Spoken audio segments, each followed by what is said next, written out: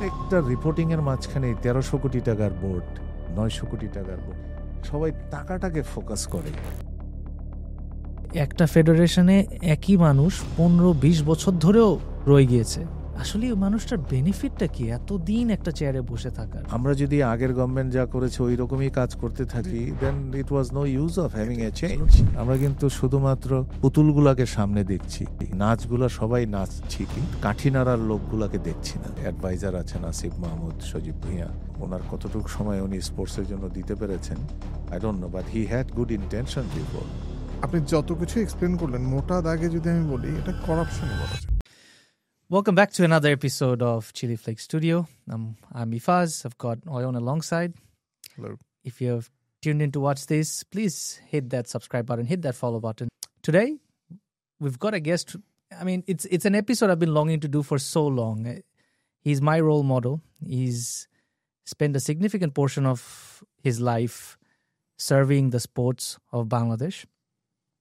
If I were to say he lives to serve sports. Major Imroz Ahmed, welcome to our show. It's a pleasure for me to have my dad on our show. Same here. Thank you. I'm honored. Today, we're going to obviously talk about some current affairs, your experience in the search committee, your involvement in the sports area in general, and of course, the upcoming BCB election. I'll hand it over to Oyon to start off. জি, আমার পক্ষ থেকেও আপনাকে অনেক ধন্যবাদ, আপনি আপনার গুরুত্বপূর্ণ সময় আমাদেরকে দেওয়ার জন্য। একদম স্ট্রেট ফরওয়ার্ড জিজ্ঞেস করব, স্ট্রেট টু দ্য পয়েন্ট, হলো সার্চ কমিটি নিয়ে। আপনি যদি আমাদের একটু বলেন যে সার্চ কমিটির এটা কোন উদ্দেশ্যে এটা তৈরি হলো, আর এটা প্রয়োজনীয়তাটা কি ছিল? Thank you Ayan. আমাদের 2024-এর 5ই অগাস্টের পরে নতুন করে যখন মন্ত্রণালয়গুলো হলো, তখন কিন্তু একটা সংস্কারের যে একটা কি বলবো, যে একটা উদ্যোগ নেওয়া হলো, সব জায়গায় সংস্কারের প্রয়োজন। So sports was not out of that, so sports was also within that scope. এবং যখন আমাদের বর্তমান যিনি অ্যাডভাইজার আছেন আসিফ মাহমুদ, সজীব ভুঁইয়া, উনিও সেম ওয়েতে চিন্তা করে স্পোর্টসটাকে একটু ঢেলে সাজাতে চেয়েছেন, এবং সেই উদ্দেশ্যেই কিন্তু এই সার্চ কমিটিটাকে করা হয়েছিল। এবং সার্চ কমিটিতে যদি আমি বলি যে আমাদেরকে 5 জনকে নেওয়া হয়েছিল, 5 জনের মধ্যে আমরা যারা ছিলাম, তো I don't know how I was selected, but fact remains I was there. And somehow এই 5 জনের ভিতরে যে কজনই ছিলাম আমরা শেষ পর্যন্ত 5 জন, সবাই আমরা উই ওয়ার লাইকড পারসন, এবং we had a wonderful team to work with. But একটা জায়গায় যেটা আমাদের সন্দেহ ছিল, সেটা হচ্ছে I was the first person to meet the advisor in his office, because আমাদের কনভেনার ছিলেন Zubaidur Rahman Rana. If you happen to know him, he is a ace national champion badminton, and then he is a national awardee in the sports and is a very wonderful person, very widely experienced in the sports arena. তো উনি ছিলেন বাইরে, তো থাকাতে আমাকেই ডাকা হয়েছিল, আমার সাথে কথা হলো। এই যে কথাটা বললো না, সার্চ কমিটি, তো actually search relates to searching people, but the terms of reference আমাদেরকে যা দেওয়া হয়েছিল, that is nothing related to search, that was only to do the সংস্কার করার জন্য কাজ, আইনগুলোর সংস্কার, কনস্টিটিউশনগুলোর সংস্কার, জেলা উপজেলা বিভাগীয় আইন সংস্কার, জাতীয় ক্রীড়া পরিষদের আইন, এগুলো রিলেটেড যা কাজ আছে সেই কাজটা। তো I told it to the advisor যে আমার মনে হয় নামটা একটু চেঞ্জ করতে হবে, এবং আপনাকে এই সার্চ কমিটি যদি রাখতে চান তাহলে সার্চ কি করতে হবে সেটা বলতে হবে, তো সার্চ ও সংস্কার কমিটি করা প্রয়োজন। তো উনি শুনেছেন, তখন উনি মাত্র এসেছেন, তখন নতুন, হয়তোবা তাকে যেভাবে অন্যরা ব্রিফ করেছেন, উনি তখন he was coping up with all those inflow of issues. তো তখন হয়তো এটা ততটা ধ্যান না দিল, পরবর্তীতেও কিন্তু চেঞ্জ করা হয়নি। কিন্তু দ্বিতীয় মিটিংয়ে যখন আমরা সবাই একসাথে বসেছি ওনার সাথে, তখনও আমাদেরকে একটা দায়িত্ব দেওয়া হলো additional, which was not in writing. বাংলাদেশে যে 54টা ফেডারেশন আছে স্পোর্টসের, many of the federation you even don't know the game itself. এই ফেডারেশনগুলোকে আমাদেরকে পুনর্গঠন করার জন্য অনুরোধ উনি জানালেন, যে সবগুলোতে অ্যাডক কমিটি করে দেওয়া। So that's how it started.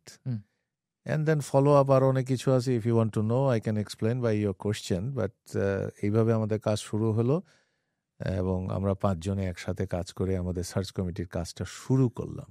এটা তো অবভিয়াসলি অনেক ম্যাসিভ একটা জব ছিল, and অল্প সময়, I think 6 to 8 months if I remember correctly. যতটুক কাজ করা হয়েছে, are you satisfied? Because I know recently একটা ইন্টারভিউতে you were saying that there were interference from many quarters in the country. So if you could shed some light on that matter. আসলে কাজটা যেটা হয়েছিল, জাস্ট টু ভিজুয়ালাইজ যে 54টা ফেডারেশনে যদি আমরা 20 জন করে লোক দিই, how many people you need 1000 plus people. You have to find out 1000 people and put them into order just to run the federation. Even if you deduct 5 each, 5 জন করে বাদ দিলেও 15 জন করে নিয়ে, it is close to 900 people that you have to sort out. তো 900 লোককে খুঁজে বের করার জন্য আমাদেরকে সময় দেওয়া হয়েছিল প্রথমে 2 মাস।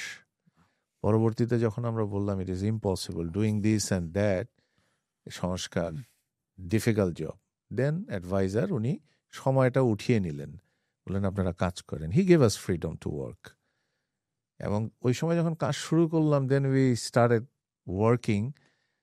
দেন the first trouble we faced was inflow of people coming into your desk with a lot of complaint about the previous regime, previous team, previous লোকজনদেরকে নিয়ে অনেক কমপ্লেন আসা শুরু করলো। We had to give patience hearing. শুনছিলাম, না শুনলে অনেকে অধৈর্য হয়ে মনে করবেন আমরা we are not probably into the flow of what they expect. আমাদেরকে শুনতে হচ্ছে, শুনতে যে আমাদের কাজের ব্যাঘাত হচ্ছিল, আমরা প্রগ্রেস করতে পারছিলাম না তখন। So we shifted our office. এবং একটা জায়গায় গেলাম, সেই জায়গাটাও কয়েকদিন পরে এক্সপোজড হয়ে গেল, ওইখানেও লোক আসা শুরু করলো। তো সেটাও অ্যাভয়েড করার জন্য আরেকটা প্লেসে গেলাম, সেটার কাউকে বলা হলো না। সো এইখানে বসে আমরা কাজগুলো করতাম। তো এই কাজ করার মধ্যে যেটা হলো যে ইন্টারফেয়ারেন্স যদি বলি, অ্যাডভাইজার কখনোই ইন্টারফেয়ার করেননি, এখনও আমি বলবো। উনি ডাইরেক্টলি কোনোদিন বলেননি এটা করেন, এটা করেন, এটা করবেন। But the fact remains, maybe that was his style, but other people started influencing. Right. বাইরের অনেকে অনেক রকম প্রেশার দিয়েছে, we did not bow down to those তো তারপরেও বলবো যে আমরা কাজ যখন করছি, কিন্তু পুরা বাধাটা আসলো যখন এই কমিটিগুলো করছি এবং সাইড বাই সাইড কিন্তু সংস্কারের কাজগুলো লিখে লিখে করছিলাম। Just to give an idea যে এই 54টা ফেডারেশনের কনস্টিটিউশনস, সরকারি 18 আইন এবং অন্যান্য যা কাগজ আছে, এটার the volume of paper, it was almost I think close two 800 something page. এটাকে আমাকে পড়তে হচ্ছে, পড়ে এটার কারেকশনটা তৈরি করতে হবে। তো তৈরি করেছি আমরা অনেকটাই, এবং করার পরে এই জিনিসটাকে আবার রিভিউ করতে হবে। তো ধরো ফার্স্টে আমরা যে কাজটা করলাম, সেই কাজটা হচ্ছে যে এটা করার আগে যারা স্টেক হোল্ডার আছেন তাদের সাথে আমাদেরকে কথা বলতে হয়েছে।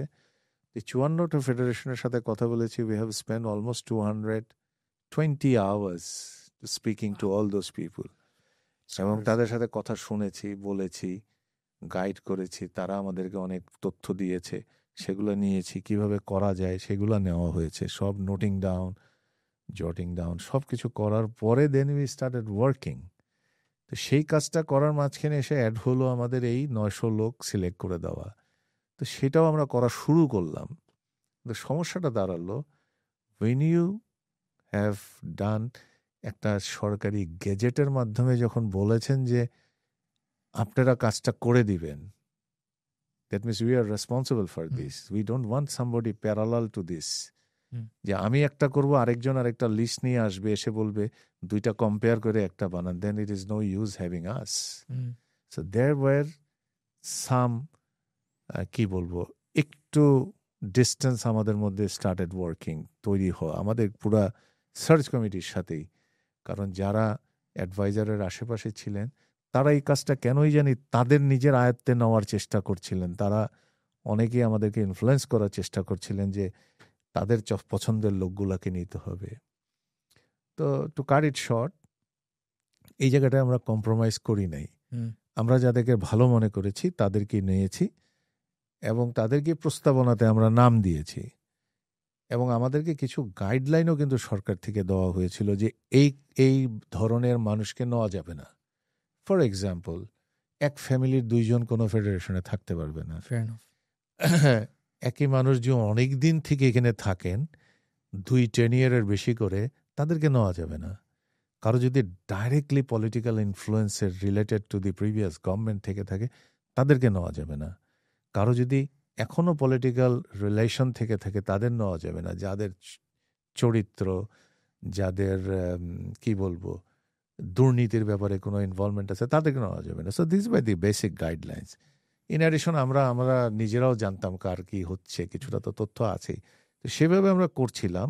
কিন্তু দেখা গেল যে অ্যাডভাইজার আশেপাশে অনেকে আছেন, দে বিকাম ইন্টারেস্টেড, তাদের কথা অনুযায়ী কাজগুলো করতে হবে, which we did not accept. এবং এইটা নিয়ে যে কোনো জায়গায় হোক বেশ খানিকটাই অনেক সময় ডিবেট হয়েছে, কথা হয়েছে, অচল অবস্থাও তৈরি হয়েছে অনেক সময়। এবং ইভেনচুয়ালি সরকার যেভাবে চায় সেভাবেই করতে হয়। বাট আমরা আমাদেরটা সাবমিট করেছি। অনেক জায়গায় দেখা গেছে আমাদের সিলেক্টেড লোকের বাইরেও অনেক লোককে ঢোকানো হয়েছে। দেখা গেছে যে আমাদের নমিনেটেড বা আমাদের সিলেক্টেড মানুষকে বাদ দিয়ে, যাদেরকে আমরা বাদ দিয়ে দিয়েছি, সেই লোকগুলোকে আনা হয়েছে। তো এইখানে অ্যাকচুয়ালি তখন দাঁড়াচ্ছে জিনিসটা যে আমাদের কমিটি যে কাজটা করে দিয়েছেন সেটার উপরে হস্তক্ষেপ। অবশ্যই এইটা কে কিভাবে দেখছেন আমি জানি না। আমরা ফর গ্রেটার ইন্টারেস্টেড আমরা কিছুটা প্রতিবাদ করেছি, কিছু কিছু সময় অবজেকশন দিয়েছি এবং কোনো কোনো জায়গায় অ্যাডভাইজার আমাদের সাথেই মতামত দিয়েছেন। বাট কোনো কোনো জায়গায় মতামত দেওয়ার পরে, চূড়ান্ত হওয়ার পরেও আমরা দেখেছি যে যখন ফাইনাল রেজাল্টটা বের হয়েছে সে জায়গায় কিন্তু what ever we agreed on the table in front of the advisor, that were not published. Must have been very upsetting. Very upsetting. And তার থেকেও বড় কথা হচ্ছে that the public perception of all this bad happening in this post is on the search committee. The search committee এটা করেছেন, but অনেকেই জানেন না এই কাজের অনেক অংশে search committee is not involved. প্রজ্ঞাপনগুলো আমরা বের করতাম না, করার সময় যারা বের করতেন তারা অনেক চেঞ্জ করেছেন। And that was kind of an insult for us. এবং আমরা কোনো কোনো সময় অ্যাডভাইজারকে বলেছি, উনি শুনেছেন, শোনার পরে উনি ওনার বক্তব্য দিয়েছেন। বাট উনি তো অনেকগুলো মন্ত্রণালয় নিয়ে ব্যস্ত, ওনার কতটুকু সময় উনি স্পোর্টসের জন্য দিতে পেরেছেন I don't no, but he had good intention before. যে কোনো কারণেই হোক, মেইন কাজটা যেটা ছিল সংস্কারের, এই কাজটা কিন্তু আমরা প্যারালালি করেছি, which were almost 80% done by us. Unfortunately, before we could submit our কি বলবো, terms and tenure was declared শেষ and we had to quit. কিন্তু আমাদের থেকে আবার 1-2 জনকে নিয়ে আরেকটা কমিটি বানানো হলো। সেই কমিটিতে তাদেরকে বলা হলো এই কাজটা করার। সেই কমিটিতে আমাদের যিনি ছিলেন Zobaidur Rahman Rana, he refuse to go there. উনি বলেছেন without my team I can't work. এবং রাইটলি সো, বিকজ এটা তো it was a team work.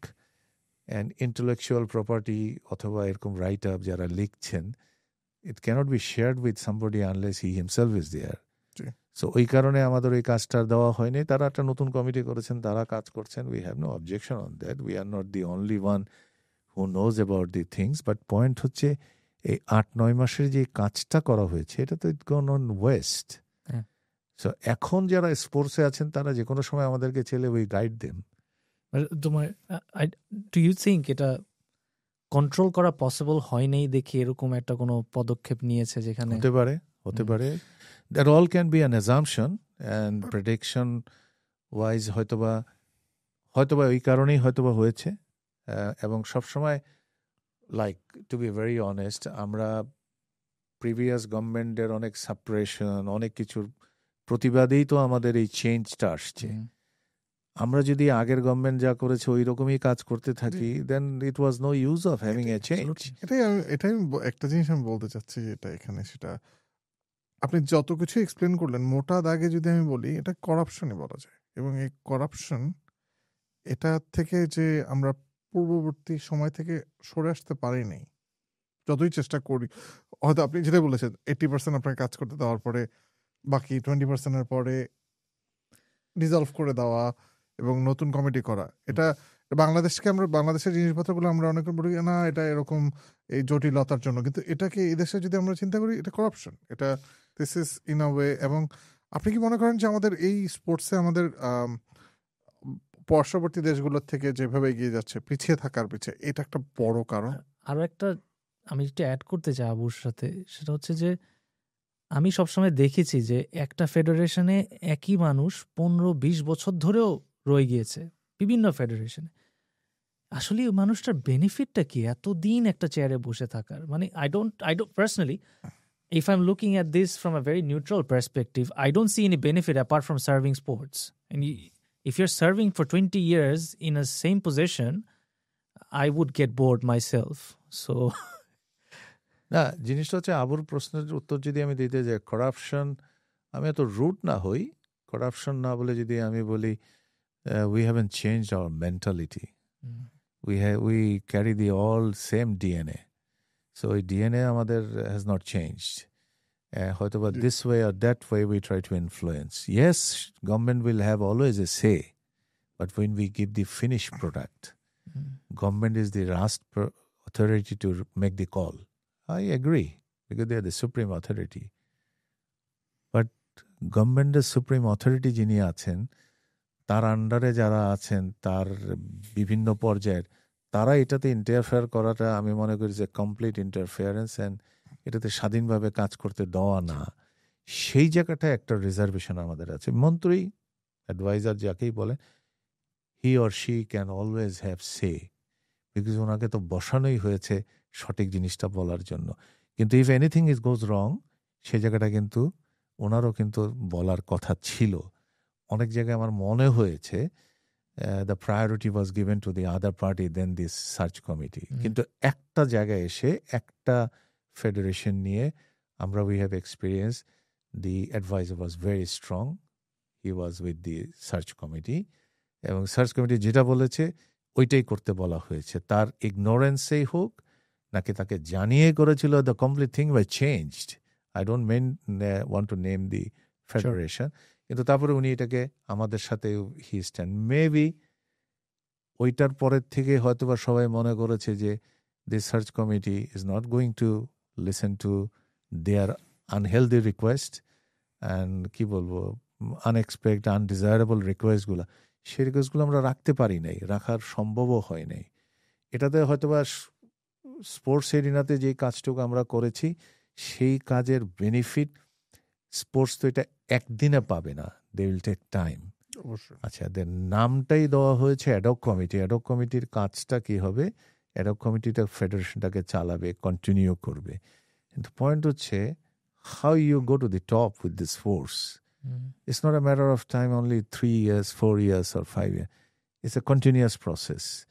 That means একটা প্ল্যান থাকবে, এই প্ল্যানকে ফলো করে যাবে। No matter who comes in, তারা কিন্তু ওই প্ল্যানটাকে ফলো করবে, ওই প্ল্যানটাকে অগমেন্ট করবে উইথ আদার নিউ প্ল্যানস। আমরা তো সেটা দেখি না, আমরা এসে সবাই গদি নিয়ে লাফালাফি করি। আমরা এসে আগে যা করেছে সব খারাপ করেছে, এখন যা হবে সব ভালো হবে। পরের কমিটি এসে আবার এদেরকে ব্লেম। এই যে ব্লেম গেম, এই যে রেশারেশি, একজনের বিরুদ্ধে আরেকজনের ইলেকশনের জন্য অনেক রকমের কথাবার্তা বলা, that's not an healthy situation in this sports. Sports needs to have a very smooth. But আমি জানি না, অন্ততপক্ষে এশিয়ান কান্ট্রিগুলোতে এরকমই বোধহয় হয়, যার জন্য এশিয়ান কোনো টপ লেভেলের পাই না আমরা কোথাও নাই। ইন্ডিয়া ইজ হ্যাভিং 120 কোটি 125 কোটি লোক। How many medals they get in the how many medals they get in the Asian Games and Olympic? But যেখানে strict compliances আছে like China, Japan, একটা ডিসিপ্লিনের মধ্যে আছে, they are getting medals. আমরা আইসোলেটেডলি একটা দুইটা মেডেল কোথাও পাচ্ছি, but not in the Asian games and Olympic. আমরা সাউথ এশিয়ান গেমসে পাচ্ছি। সো এটা আমি পার্টিকুলারলি কাউকে ব্লেম করব না, বাট আমার কাছে মনে হয়েছে আমার এই দিনের এই স্পোর্টসের সাথে থাকা যে the system has to B blamed. And সিস্টেমটা করাপ্টেড হয়ে গেছে মানে কি আমরা বলি না হার্ড ডিস্ক করাপ্টেড হয়ে গেছে, things are not moving smooth, something like that. It's not a corruption, it's a corrupted. তাহলে কি বলতে পারি যে 2024 August you gave an interview to one of the TV channels where you mentioned যে ওনারা fail করলে আমরা সবাই ফেল করে যাব, ওনারা কি পাস করলো নাকি ফেল করলে গত 14-15 মাসে? আমার অ্যাসেসমেন্টে আমি বলবো আমি একটু হতাশ এই কারণে যত বড় আশা নিয়ে আমি সেই বক্তব্যটা দিয়েছিলাম, I did not know anybody then. Only thing I saw is the revolution, I saw the blood, I saw the young people dying and the desperately they are fighting for the rights and giving us a hope. আমি কিন্তু ওইভাবেই তখন কথাটা বলেছিলাম যে ওনারা এসেছেন, ওনারা ইয়াং, ওনারা যেইভাবে সাহস নিয়ে গিয়েছেন, giving us lot of courage and lot of hope for the future. If they fail, we are going to fail as a whole. Bangladesh is going to fail. এই প্রশ্নটা এখন আমাকে করলে আমি যে উত্তর দেব, I think most of the people know the answer. That আমাদের অনেক অনেক বেশি আশা ছিল, তেমনটা হয়তো বা আমরা এখন পর্যন্ত 1 বছর বা পার হয়ে যাওয়ার পরে পাই নাই। সবাই কেন জানি আমার কাছে মনে হয় ক্ষমতা, চেয়ার এগুলো নিয়ে ব্যস্ত আমরা। বাট যদি আমরা এরকমটা না করে, যেটা আমরা নেপালে দেখলাম, দে ডিড দি রেভলিউশন, 3 দিনের সমস্ত কিছু শেষ। They have said the government, go and run the country, we are there, again we'll come back if you need. আমরা যদি এরকম একটা কিছু করতে পারতাম হয়তো বা ভালো হতো, জানি না। এই ব্যাপারে আমি খুব যে একটা বড় বক্তব্য দিতে পারবো, আই এম নট পলিটিক্যাল গাই। আমি তেমনটা করে হয়তো বা এই রাজনৈতিক ব্যাপারে বুদ্ধিও রাখি না। আমি absolutely a pure open clean minded, I don't do any politics. আমি কোনো পলিটিক্যাল অ্যাফিলিয়েশন আমার নাই, বাট আমি সবাইকে পছন্দ করি, সবাইকেই অপছন্দ করি যদি খারাপ কেউ কিছু করে। তো সেই কারণে বলবো যে যতটা আশা নিয়ে শুরু করেছিলাম ততটা আশাহত না হলেও কমপ্লিট। জি, একটু সিরিয়াস টপিক থেকে একটু আপনার দিকে ফোকাস করি।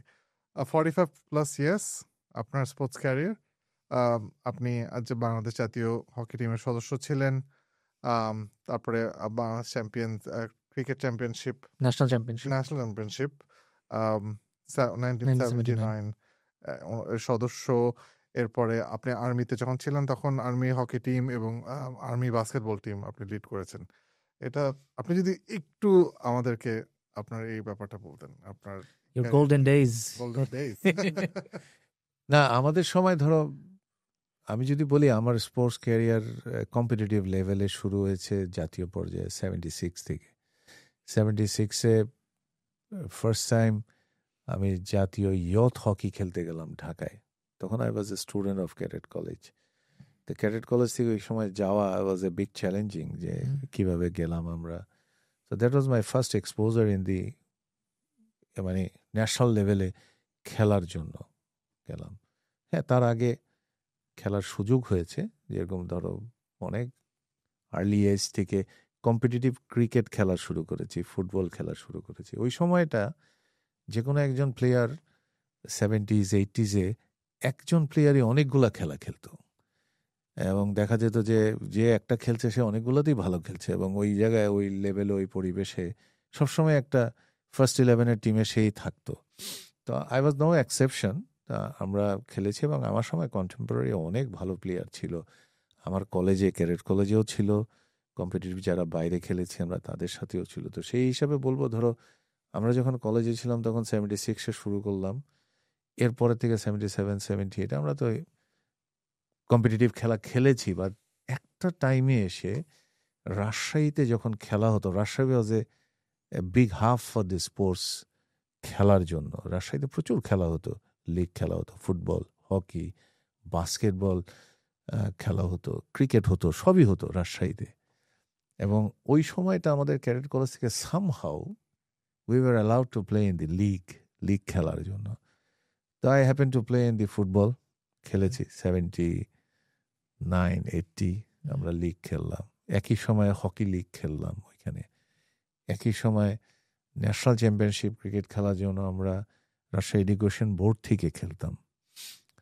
তো education board was part of the BCB, তখন ক্রিকেট বোর্ডের ক্রিকেট কন্ট্রোল বোর্ড যেটা বলতো তখন, সেইটার কারিকুলামে কিন্তু এখন যে national championship first class cricket তখন এই সময় শুরু হয়। তো আমরা we happen to be part of that. আমরা খেলেছি, আমি 79-80 খেলেছি, তারপর তো আর্মিতে চলে গেলাম। এর আগের পার্টটা হলো ইয়াং ডেজ খেলা, প্রফেশনাল খেলাতে। এইটা যখন আসলাম তখন আর্মিতে আসার পরে I got a chance to play with the hockey team. এই কারণে কি ক্রিকেটটা পার্সু করা হয় না? বিকজ আই আন্ডারস্ট্যান্ড ক্রিকেট আর্মিতে এত খেলা হতো না ওই সময় হতো না, বাট এটা আইসোলেটলি একটু খেলা হতো। আর্মির কোনো টিম ছিল না ক্রিকেটে। কোনো জায়গায় আমাদের গ্যারিসনের জিওসি, ওনার পছন্দ থাকলে উনি কিছু জায়গায় খেলা চালু করতেন, বাট আর্মিতে that was not a preferred game.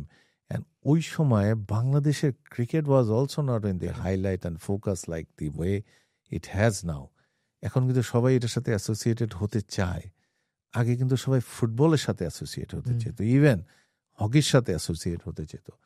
তো সেই জায়গা থেকে বলবো যে আমরা সবই ওই সময় খেলার সুযোগ পেয়েছি। অ্যান্ড লাকি আই ওয়াজ যে আমি অনেক জায়গায় অনেক কিছুতে ভালো করতে পেরেছি বলে I had an advantage of being in the different team.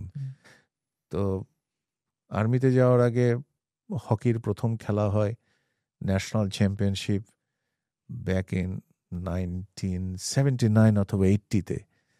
when I was a student, এটাতে একটা ফানি জিনিস মনে আছে। আমি আর আমার এক ক্লাসমেট ছিল Khalequzzaman Sayeed, he is an engineer from BUET. আমরা দুজন used to play hockey together, cricket. He was fantastic hockey player and cricket football player also. তা আমরা দুজন যাচ্ছি যশোরে খেলতে ক্যাডেট কলেজ থেকে। তো আমাদের পরীক্ষা বাকি, ইন্টারমিডিয়েট পরীক্ষার মাত্র 3 মাস বাকি। তা আমাদের একজন টিচার ছিলেন Nazrul Islam sir, he was an economic, পড়াতেন আমাদের। তো উনি আমাকে দেখে বলল, এইবার তো তোমরা পরীক্ষায় ফেল করবা দুইটা। এটা কিন্তু আমরা চিন্তায় পরীক্ষা 3 মাস আগে দুইটাই তোমরা ফেল করবা, এন্ড তুমি you are the college captain, তুমি যদি ফেল করো তাহলে কিন্তু বুঝতে পারতেছ। We had no answer.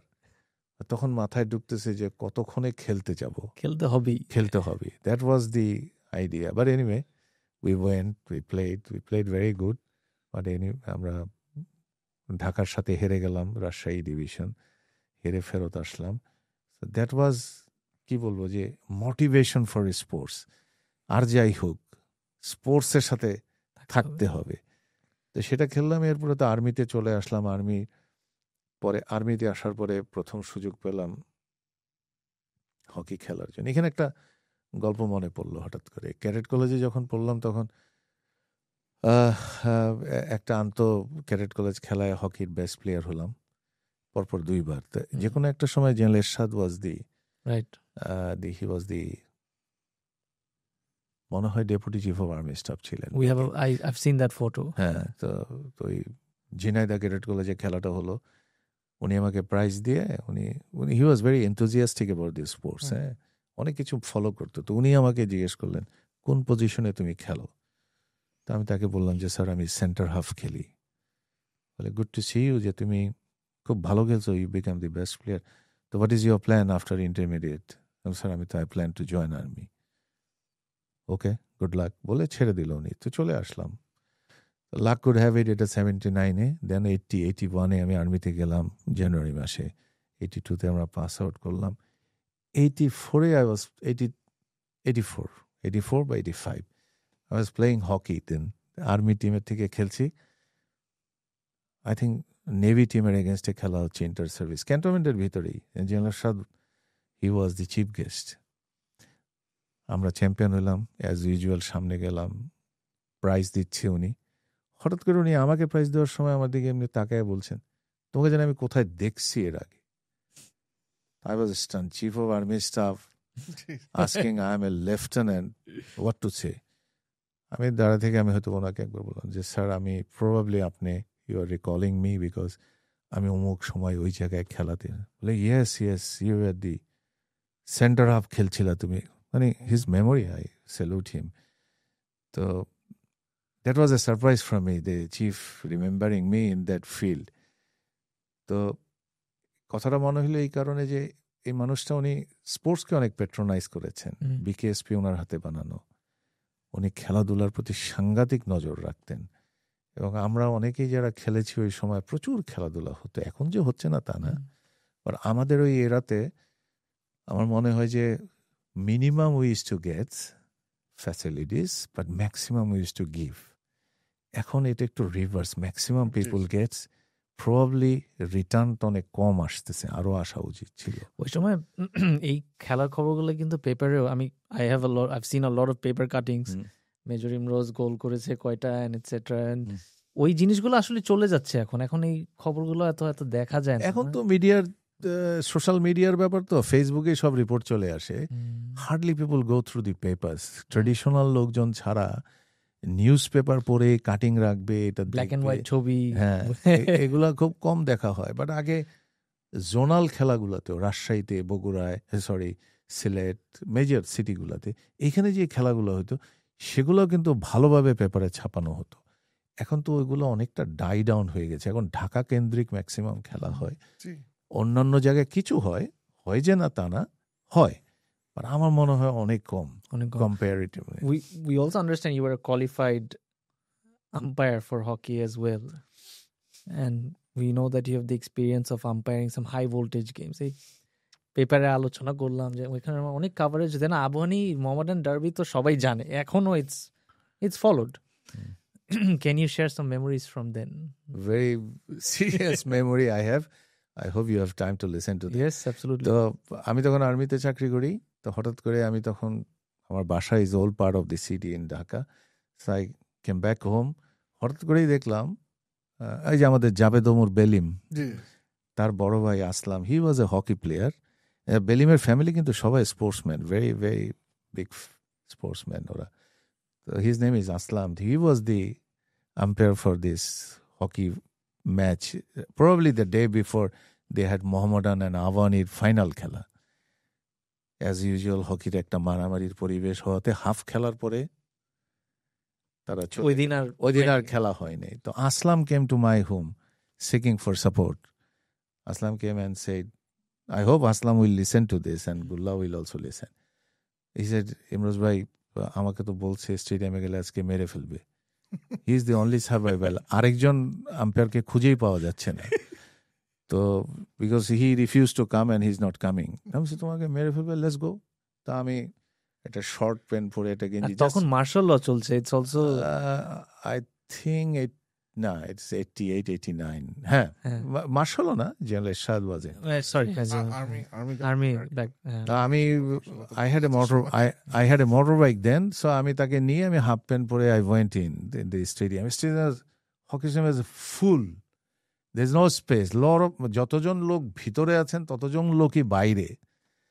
তা আমি মোটরসাইকেল নিয়ে গেলাম, অনেকেই আমাকে চিনেন, পুলিশ যারা ছিলেন, স্যার আপনি এখানে এখন আসছেন, ওকে নাকি কে বলছে মেরে ফেলবে, আজকে খেলা দিবে না, হোয়াট ইজ গোয়িং অন? বললেন না কিছু না, দিবে, প্রোটেকশন দিব, আমরা নিয়ে আসবো। তা আমি I went inside and I found, আমাদের তখনকার প্রেসিডেন্ট ছিলেন late Alamgir Adel, he happen to be a very very renowned hockey player. তো উনি প্রেসিডেন্ট আর অন্য সবাই বসে আছে। হঠাৎ করে দেখলাম আমাকে দেখে দে আর ভেরি হ্যাপি, এই তুই আসছিস, সামথিং লাইক দ্যাট। আমি হ্যাঁ আমি তো আসছি, ওকে নিয়ে আসছি, ওরে আপনারা আম্পায়ারিং করতে পারতেছে না এই কারণে। আমরা তো আরেকটা আম্পায়ার খুঁজে পাচ্ছি না, কোথায় চলে গেছে পাচ্ছি না, খেলা তো শুরু হইতে আর হাফ অ্যান আওয়ার আছে। তা আমি কি করব, তুই তো qualified umpire, you come and refer this game. I mean half pant, আমার আপনার হাতে সময় আছে half an hour, how can I do it? মানে you are qualified, you come, will you do it? আমি করে দিতে পারি, বাট এটা কিভাবে সম্ভব? বলে আমরা আরো 15 মিনিট খেলা পিছাই দিচ্ছি, go and change up. So I went back home, change করে আসলাম মাঠে, and I took the responsibility voluntarily. এবং আবানি মোহামেডানের খেলা, it is unbelievable high voltage game. এবং ওই সময় অনেক বিদেশি প্লেয়ার খেলে, পাকিস্তানি প্লেয়ার, ইন্ডিয়ান প্লেয়ার, তারাও দুই দল থেকে খেলছে। And it was a big challenging issues. But ইস্যুটা হচ্ছে যে কন্ট্রোলিং দি গেম, এটা সহজে করা যায় না। Maybe I was serving in the army, the player did not behave bad. Maybe the foreign players they had airport যেতে পারতেন। Kind of that. I told, don't do something wrong, you will not be able to cross the airport. Better play.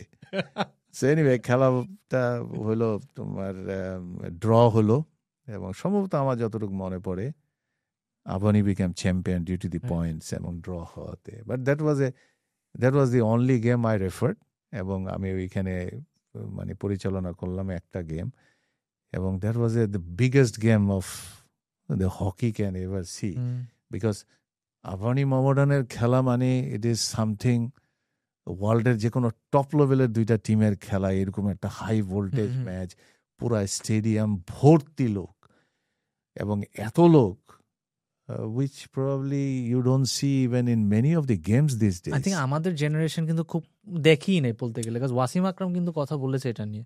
Wasim আকরাম যখন খেলতে আসতো, remember কোন ক্লাবের জন্য সে খেলেছে, মোহামেডানে খেলেছে, আবানিতে খেলেছে। The craze of this derby and Bangladesh's following at that time was absolutely amazing.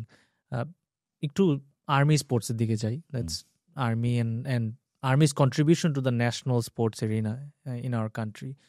I understand you were the secretary of ASCB. আমি যদি ভিউয়ারদের জন্য বলি, the Army Sports Control Board. If you were to compare what it was then and what it is today, what can you share? আমার experience থেকে বলে যে আমরা যখন ছিলাম আমাদের মিনিমাম পসিবল রিসোর্সেস ছিল। Army was not in a shape to কি বলবো patronize so many things, but still we made so many good athletes and contributed to the nation. It is unbelievable. Amader the South Asian fastest runner Shah Alam, he was army creation. Army থেকে তৈরি হয়েছে, not that army rent করে নিয়ে আসছে বা army hire করে এনে তাকে খেলেছে। army he was built by the army. স্প্রিন্টারের কথা বললাম, এরকম আরো অনেক বড় বড় অ্যাথলেট ছিল যারা South Asian Games লেভেলে big achievement, because he was the fastest man. World athletics, Asian athletics, we did not have much contribution. ওই রকম অ্যাচিভমেন্ট আমরা পাই নাই।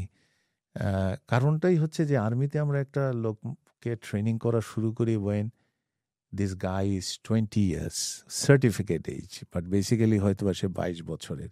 তো ওই সময় থেকে একটা ছেলেকে তৈরি করে ইন্টারন্যাশনাল লেভেলে নিয়ে আসাটা ওয়াজ এ বিগ অ্যাচিভমেন্ট। তো আমাদের একজন বক্সার ছিল Mosharraf, retired as a subedar, I think এখন আমরা সিনিয়র ওয়ারেন্ট অফিসার বলি। He became third in the Asian games in boxing. এরকম আমাদের আইসোলেটেড অনেকগুলো অ্যাচিভমেন্ট ছিল, অনেক জায়গায় আমরা পেয়েছি এশিয়ান গেমসে একটু টুকটাক আর্মির থেকে। তো আমাদের সময় আমি যখন সেক্রেটারি ছিলাম তখন আমরা সম্ভবত 13টা স্পোর্টস ডিসিপ্লিন নিয়ে ডিল করতাম, কিন্তু এখনকার যারা আছেন তারা ডিল করছে মোর দেন 26 স্পোর্টস। তাদের জন্য লোড ইজ টু হেভি, এবং how the army is coping up I am not sure, but আমাদের সময় ইট ওয়াজ এ বিগ চ্যালেঞ্জ।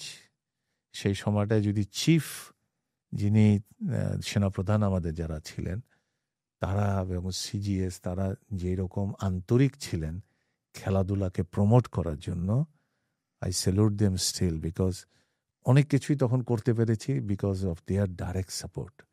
অনেকে পছন্দ না করলেও কিন্তু চিফ পছন্দ করতেন খেলা, CGS, everybody had to follow them. So ওই কারণে ওইখান থেকে যদি আমি বলি যে ওই সময় অ্যাচিভমেন্ট ওয়াইজ আমার সময় আমি দেখেছি আমরা 13টা খেলাতেই ন্যাশনাল চ্যাম্পিয়নশিপ হয়েছি, প্রচুর ভালো ভালো অ্যাথলেটস আমরা বানিয়েছি, কন্ট্রিবিউট করতে পেরেছি। আর্মির স্পোর্টসটাকে শেপ আপ করার জন্য কিছু কন্ট্রিবিউশন ছিল, তার মধ্যে একটা কন্ট্রিবিউশন অনেক লেন্দি হয়ে যাবে বলতে গেলে, বাট আমি বলবো যে যেরকম আর্মিতে এখনো দেখবেন যে ওইখানে গেলে যে প্রত্যেকটা স্পোর্টসে আর্মির প্রতি বছর তো খেলা হয়, ওইখানে আমরা একটা নবীন সৈনিকের খেলার একটা প্রভিশন তৈরি করেছিলাম। এই তৈরি করাটা আমার জন্য was a big challenge, because I could see যে আর্মিতে যারা প্লেয়ার আছেন সবাই চলে যাচ্ছেন, বয়স হয়ে যাচ্ছে, what to get the new players from. Correct. এটা একটা প্রভিশন করে একটা আইনের ভিতরে আনার দরকার। সো তখন আমার উপরে যারা ছিলেন অপরস্থ তাদেরকে বলার পরে তারা এটা বুঝতেই চায় না, এটা দরকার আছে, ইউনিট লেভেলে জিততে হবে, ওভার কম্পিটিটিভ অনেক কিছু আছে। তো আমি যেইভাবে এটাকে ইন্ট্রোডিউস করেছি, it is a long story. তো লং স্টোরি হচ্ছে যে taking my own service risk, মানে I had to put that thing in the general instruction of the sports, এবং এখানে নবীন সৈনিক খেলতেই হবে, রিপ্লেসমেন্ট নবীন সৈনিককে দিয়েই করতে হবে, এরকম একটা ধারা দেওয়ার পরে it created a big sensation when the instruction received by the different division. And as senior as General Nuruddin, General Muqtadi, তাদের সাথে আমাকে কথা বলতে হয়েছে, I being a very small major সাহেব ওই সময়। And I still remember General Nuruddin আমাকে বলছে, হ্যাঁ তুমি এটা কি পাঠালা, কেন পাঠালা, এটা তো আমার টিমের বড় অনেক ক্ষতি হচ্ছে, নতুন সৈনিক কোথার থেকে। আমি তাকে বললাম, স্যার কয়দিন পরে তো আপনি টেক ওভার করবেন আর্মি, আপনি এসে দেখবেন কোনো প্লেয়ার নাই স্যার, এটা একটা শুরু করলাম, এখন আর্মির যদি 250টা ইউনিট, তখন সবাই একটা করে প্লেয়ার দেয়, আমি তো 10টা প্লেয়ার স্যার প্রতি বছর পাবো, তো কেমন হয়? বলে তাই নাকি, ভালো হবে তো তাইলে। স্যার এটা আমরা শুরু করি sir. That was casual conversation. I know the story, so I'm going to chai you add about it. How you actually proposed this? I think you should share this. That's a hidden secret, এটা আসলে বলাটা ঠিক হবে না, ওইটা বললে কেউ হয়তো অফেন্ডেড ফিল করবে, আর কেউ মনে করবে যে how this things are done. But anyway, I did some cheating in when publishing this paper. আমার উপরস্থ যিনি ছিলেন উনি জানতেন না যে আমি এটা করতেছি, ওনাকে একটু ফেক করেই আমি এটা taking my risk, I had two circulate this, and eventually the achievement is, এখনো নবীন সৈনিকের নিয়মটা এই 89-এ আমি করেছিলাম, বা 90 বোধহয়, এখনো এটা চলতেছে। But you understand this, কোন লেভেলে সার্ভিস রিস্ক নিয়ে is made this call, and it obviously it's fruitful today. And when you see it's still running today, then you know, like, whatever the risk It's visionary. taken, right? No, I mean, It doesn't count. that day I was talking to the sports secretary now, এখন he's a lieutenant colonel, I was telling, যে তোমরা কি এখনো এই নবীন সৈনিকটা রাখছো? বলে হ্যাঁ sir, আমার তো নবীন সৈনিকের সিস্টেমটা এখনো আছে। আমি, do you know who did this? This is the man who has done this. এবং এটার জন্য আই টুক মাই রিস্ক, এবং আমার ভিশনটা ছিল যে আর্মিকে নতুন প্লেয়ার আনতে হবে, কোথার থেকে পাবো এইরকম ভাবে। তো এরকম অনেক অনেক চ্যালেঞ্জ আর্মিতে নেওয়া হয়েছে, এবং আউট অফ দি ওয়ে আমরা নিয়েছি। এবং ওই সময় আমরা যারা খেলাধুলার সাথে জড়িত ছিলাম, we are so much dedicated for this sports.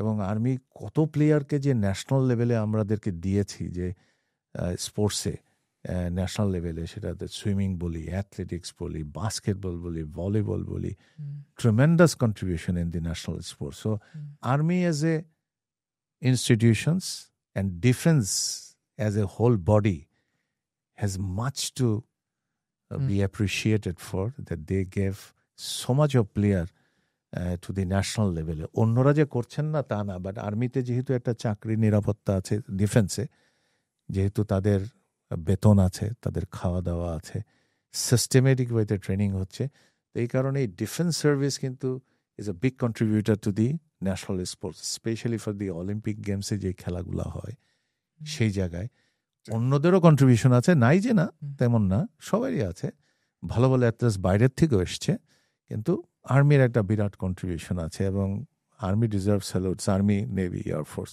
They deserve salutes for that. You were talking about Shalom. I know there's a bit of a history. There was a bit of a story about Shalom's leave that you approved. Do you, looking back at that story, do you regret approving that leave? Sometimes, অনেক সময় মনে হয়, but সবচেয়ে খারাপ লাগে যেটা, যে শাহ আলম কে ছিল এটা আমাদের দেশের অনেকেই জানে না। আমরা কিন্তু জানি কপিল দেব কত রান করেছে, তেন্ডুলকার কত রান করলো, কয় উইকেট পেল কপিল দেব, এগুলোও জানি, কিন্তু শাহ আলম কে ছিলেন আমরা অনেকেই জানি না। Shah Alam was an ace run sprinter, Bangladesh আর্মির তৈরি করেছেন তাকে, এবং সে he died when he was very young, and তার র্যাঙ্ক ছিল তখন সুবেদার, এবং he was the fastest man in the South Asia. আমাদের সাব গেমসে 85-এ বোধহয় সে প্রথম স্প্রিন্টার হিসেবে আত্মপ্রকাশ, না তার আগেও আত্মপ্রকাশ করেছে, নেপালে করেছে, দেন হি বিকাম দি ফার্স্টেস্ট স্প্রিন্টার। পরপর 2বার হয়েছে সে। তো আমি রিগ্রেট করি এই কারণে যে শালম ওয়াজ প্রিপেয়ারিং ফর ইন্টারন্যাশনাল একটা টুর্নামেন্ট, একটা অ্যাথলেটস মিটে যাওয়ার জন্য। তো হঠাৎ করে আমাকে বললো যে স্যার ছুটি দরকার, because I was the secretary of the sports then army. তো আমি শালমকে পার্সোনালি বললাম, আমাদের রিলেশন ওয়াজ সো ক্লোজ, অনেক সৈনিক জেসিও আমরা যারা খেলার মাঠে থাকি বা ইউনিটে, এবং অনেক সময় আমরা অফিসাররা অনেকে তুই করেও বলি আমরা, এই যে হ্যাঁ আমি দেখেছি এটা অনেকবার। Personal attachment. তো শালম ওয়াজ সুবেদার, বাট স্টিল আই ওয়াজ, তাকে কিন্তু আমি ওই রকমই অ্যাড্রেস, তুই চলে যাবি, কেন যাবি, তুই এখানে থাক, এখন যাই, স্যার আমাকে একটু ছুটি দেন, যাব, যেই চলে আসবো স্যার। তাই সেড, শালম this is the last time I want to see you with the motor cycle. তুই একটা স্প্রিন্টার, তুই এই মোটর সাইকেল নিয়ে তুমি যাবা আসবা, স্যার এইবারই লাস্ট, মোটর সাইকেলটা রেখে চলে আসবো। তো anyway I granted him for ever I think 5 days leave, if I remember correctly. তো 5 দিন ছুটি দিয়েছি। হঠাৎ করে 2 দিন যাওয়ার পরে বা 3 দিন যাওয়ার পরে হঠাৎ করে একদিন আমাদের তখন মোবাইল ছিল না, ব্যাক ইন 89-90-তে। তখন আমার অফিসে টেলিফোন আসলো, আমাদের একজন senior officer, is name is colonel Obaid, উনি জাতীয় ক্রীড়া পরিষদের ভাইস চেয়ারম্যান ছিলেন। তিনি আমাকে ফোন করে বললো, ইমরোজ তুমি কি জানো নাকি যে শালম কোনো অ্যাক্সিডেন্ট করছে? না স্যার, আমি তো শালমকে 3 দিন আগে ছুটি দিয়েছি। বলে খোঁজ লাগাও, পাবনাতে মাইকিং হচ্ছে, শাহ আলমের জানাজা হবে, এবং শাহ আলমের আমার একজন কলিগ ক্যাডেট কলেজে পাবনায় তার ছেলের প্যারেন্টস ভিজিটিং ডেতে যাওয়ার পরে হি হার্ড, অ্যান্ড সে আমাকে জানাইছে। Immediately I call the SP, DC যারা আছেন পাবনাতে তখন ছিলেন তাদেরকে, অ্যান্ড দে সেড, হ্যাঁ স্যার এরকম একটা ঘটনা হয়েছে, আমি তো জানি না এটা কোন শাহ আলম বা মাইকিং হচ্ছে। দেন আমি ওনাদেরকে খোঁজ নেওয়ার পরে দে কনফার্ম যে হ্যাঁ এটা আমাদেরই শাহ আলম। সে গাংনি নামে একটা জায়গা আছে পাবনার কাছাকাছি, সেই জায়গায় সে মোটরসাইকেল দিয়ে আসার সময় কোনো একটা বৃদ্ধ মানুষ রাস্তা ক্রস করছিলেন, তাকে বাঁচানোর জন্য হয়তো বা একটু ডানে বামে করেছে, বাট তার উপর দিয়ে তখন ট্রাক চলে যায়, and he died on this spot. তো উই ওয়ার অল শকড, এবং আমি তো সাংঘাতিকভাবে মানে মুশড়ে পড়ার অবস্থা আমার। আর তারপরে what I did was I started seeking for my seniors permission যে শালমকে ঢাকায় এনে প্রপার বাড়িয়াল দেওয়া যায় কিনা। তো এখন বলতে আমি দ্বিধা করি না, বাট বলা উচিত। আর আমার সিনিয়র যারা ছিলেন, নাম নাই বলি, তারা দেশে যে না হয়েছে, মারা গেছে, ওইখানে জানাজা দিয়ে দাও। তাই emotionally I broke down. I said, একটু খারাপভাবে, যে স্যার আপনার মতন ব্রিগেডিয়ার আর্মিতে হয়তো বা 50 জন আছে, আমার মতন মেজর আছে 1000 খানিক বা বেশি। আর শাহ আলম কিন্তু সাউথ এশিয়াতে অনলি ওয়ান, হি ডাইড, আর আপনি বলছেন স্যার তাকে আমরা মাটি দিয়ে দিব ওইভাবে, স্যার এইটা এতটুকু অসম্মান। উনি আমার উপরে খুব ক্ষিপ্ত হয়ে গেলেন, এবং ক্ষিপ্ত হলে আর্মিতে সমস্যা হচ্ছে জুনিয়রের সাথে সিনিয়রের রিলেশনটা স্ট্রেইন হয়ে যায়। But anyway I could not argue much, আমি চলে আসলাম। আই ওয়াজ থিঙ্কিং কী করবো। Then I call back colonel Obaid, যিনি জাতীয় ক্রীড়া পরিষদে ছিলেন। গল্পটা গল্পের আকারেই বলি, বলার সুযোগ হয় না সব জায়গায়।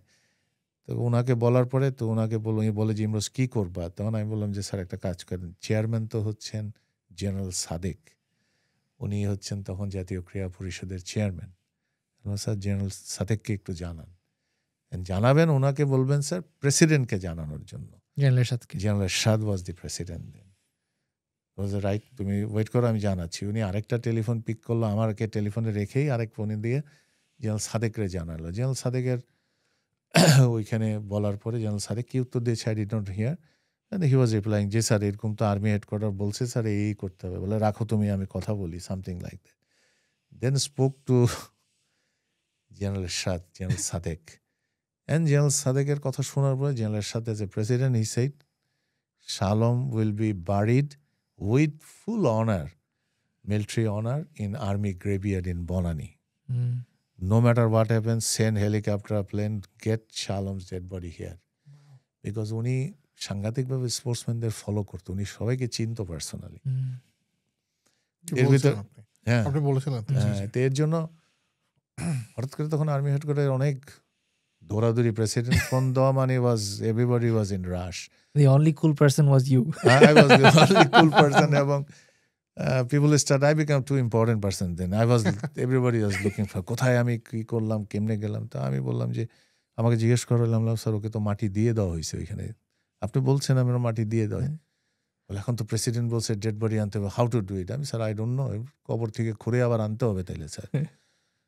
বলে ডোন্ট টেল মি দিস, তুমি কিভাবে কি করবা তুমি এটা ব্যবস্থা করো। এখন দৌড়াদৌড়ি হয়েছে। তো যাই হোক, মানে কষ্টের ভিতরেও যেটা মনে পড়ে এখন সেটা হচ্ছে যে তখন আমাদের যে অ্যাথলেটিক্স ফেডারেশনে যারা ছিলেন, আই ক্যান নেম, এখনও জীবিত আছেন ফারুক ভাই, ফয়েজ ভাই হয়তো বা নাই, ফয়েজ ভাই ছিলেন, আরও অনেকে ভেরি গুড পারসনস। তারা বাই দেন পাবনায় চলে গেছেন। তারা they were carrying back the dead body to Dhaka. Actually তারা ওইখানে দাফন করতে দেয়নি, জানাজা একটা হয়েছে, নিয়ে আসার পরে এখানে then as president said everybody had to follow. তখন শাহ আলমের ডেড বডিকে প্রপার মিলিটারি অনারে গান ক্যারে করা হইলো, গান ক্যারেজ, আর্টিলারি গানের পুলার থেকে ওর উপরে তার ডেড বডি বসানো হলো, কফিনটা।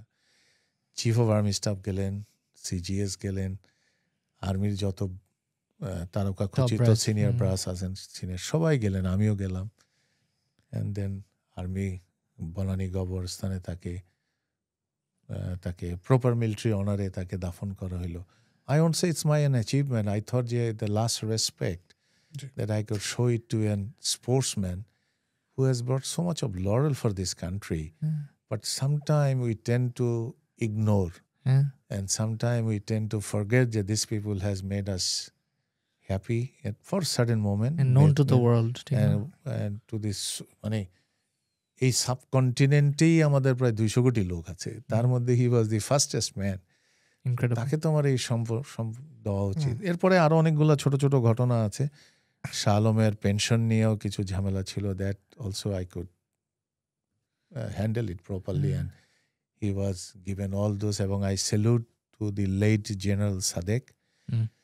হি was so kind a man যে উনি শাহ আলমকে একটা একদম মানে নমিনাল একটা সিম্বলিক টাকায় একটা দোকান বরাদ্দ দিল তার ফ্যামিলির জন্য।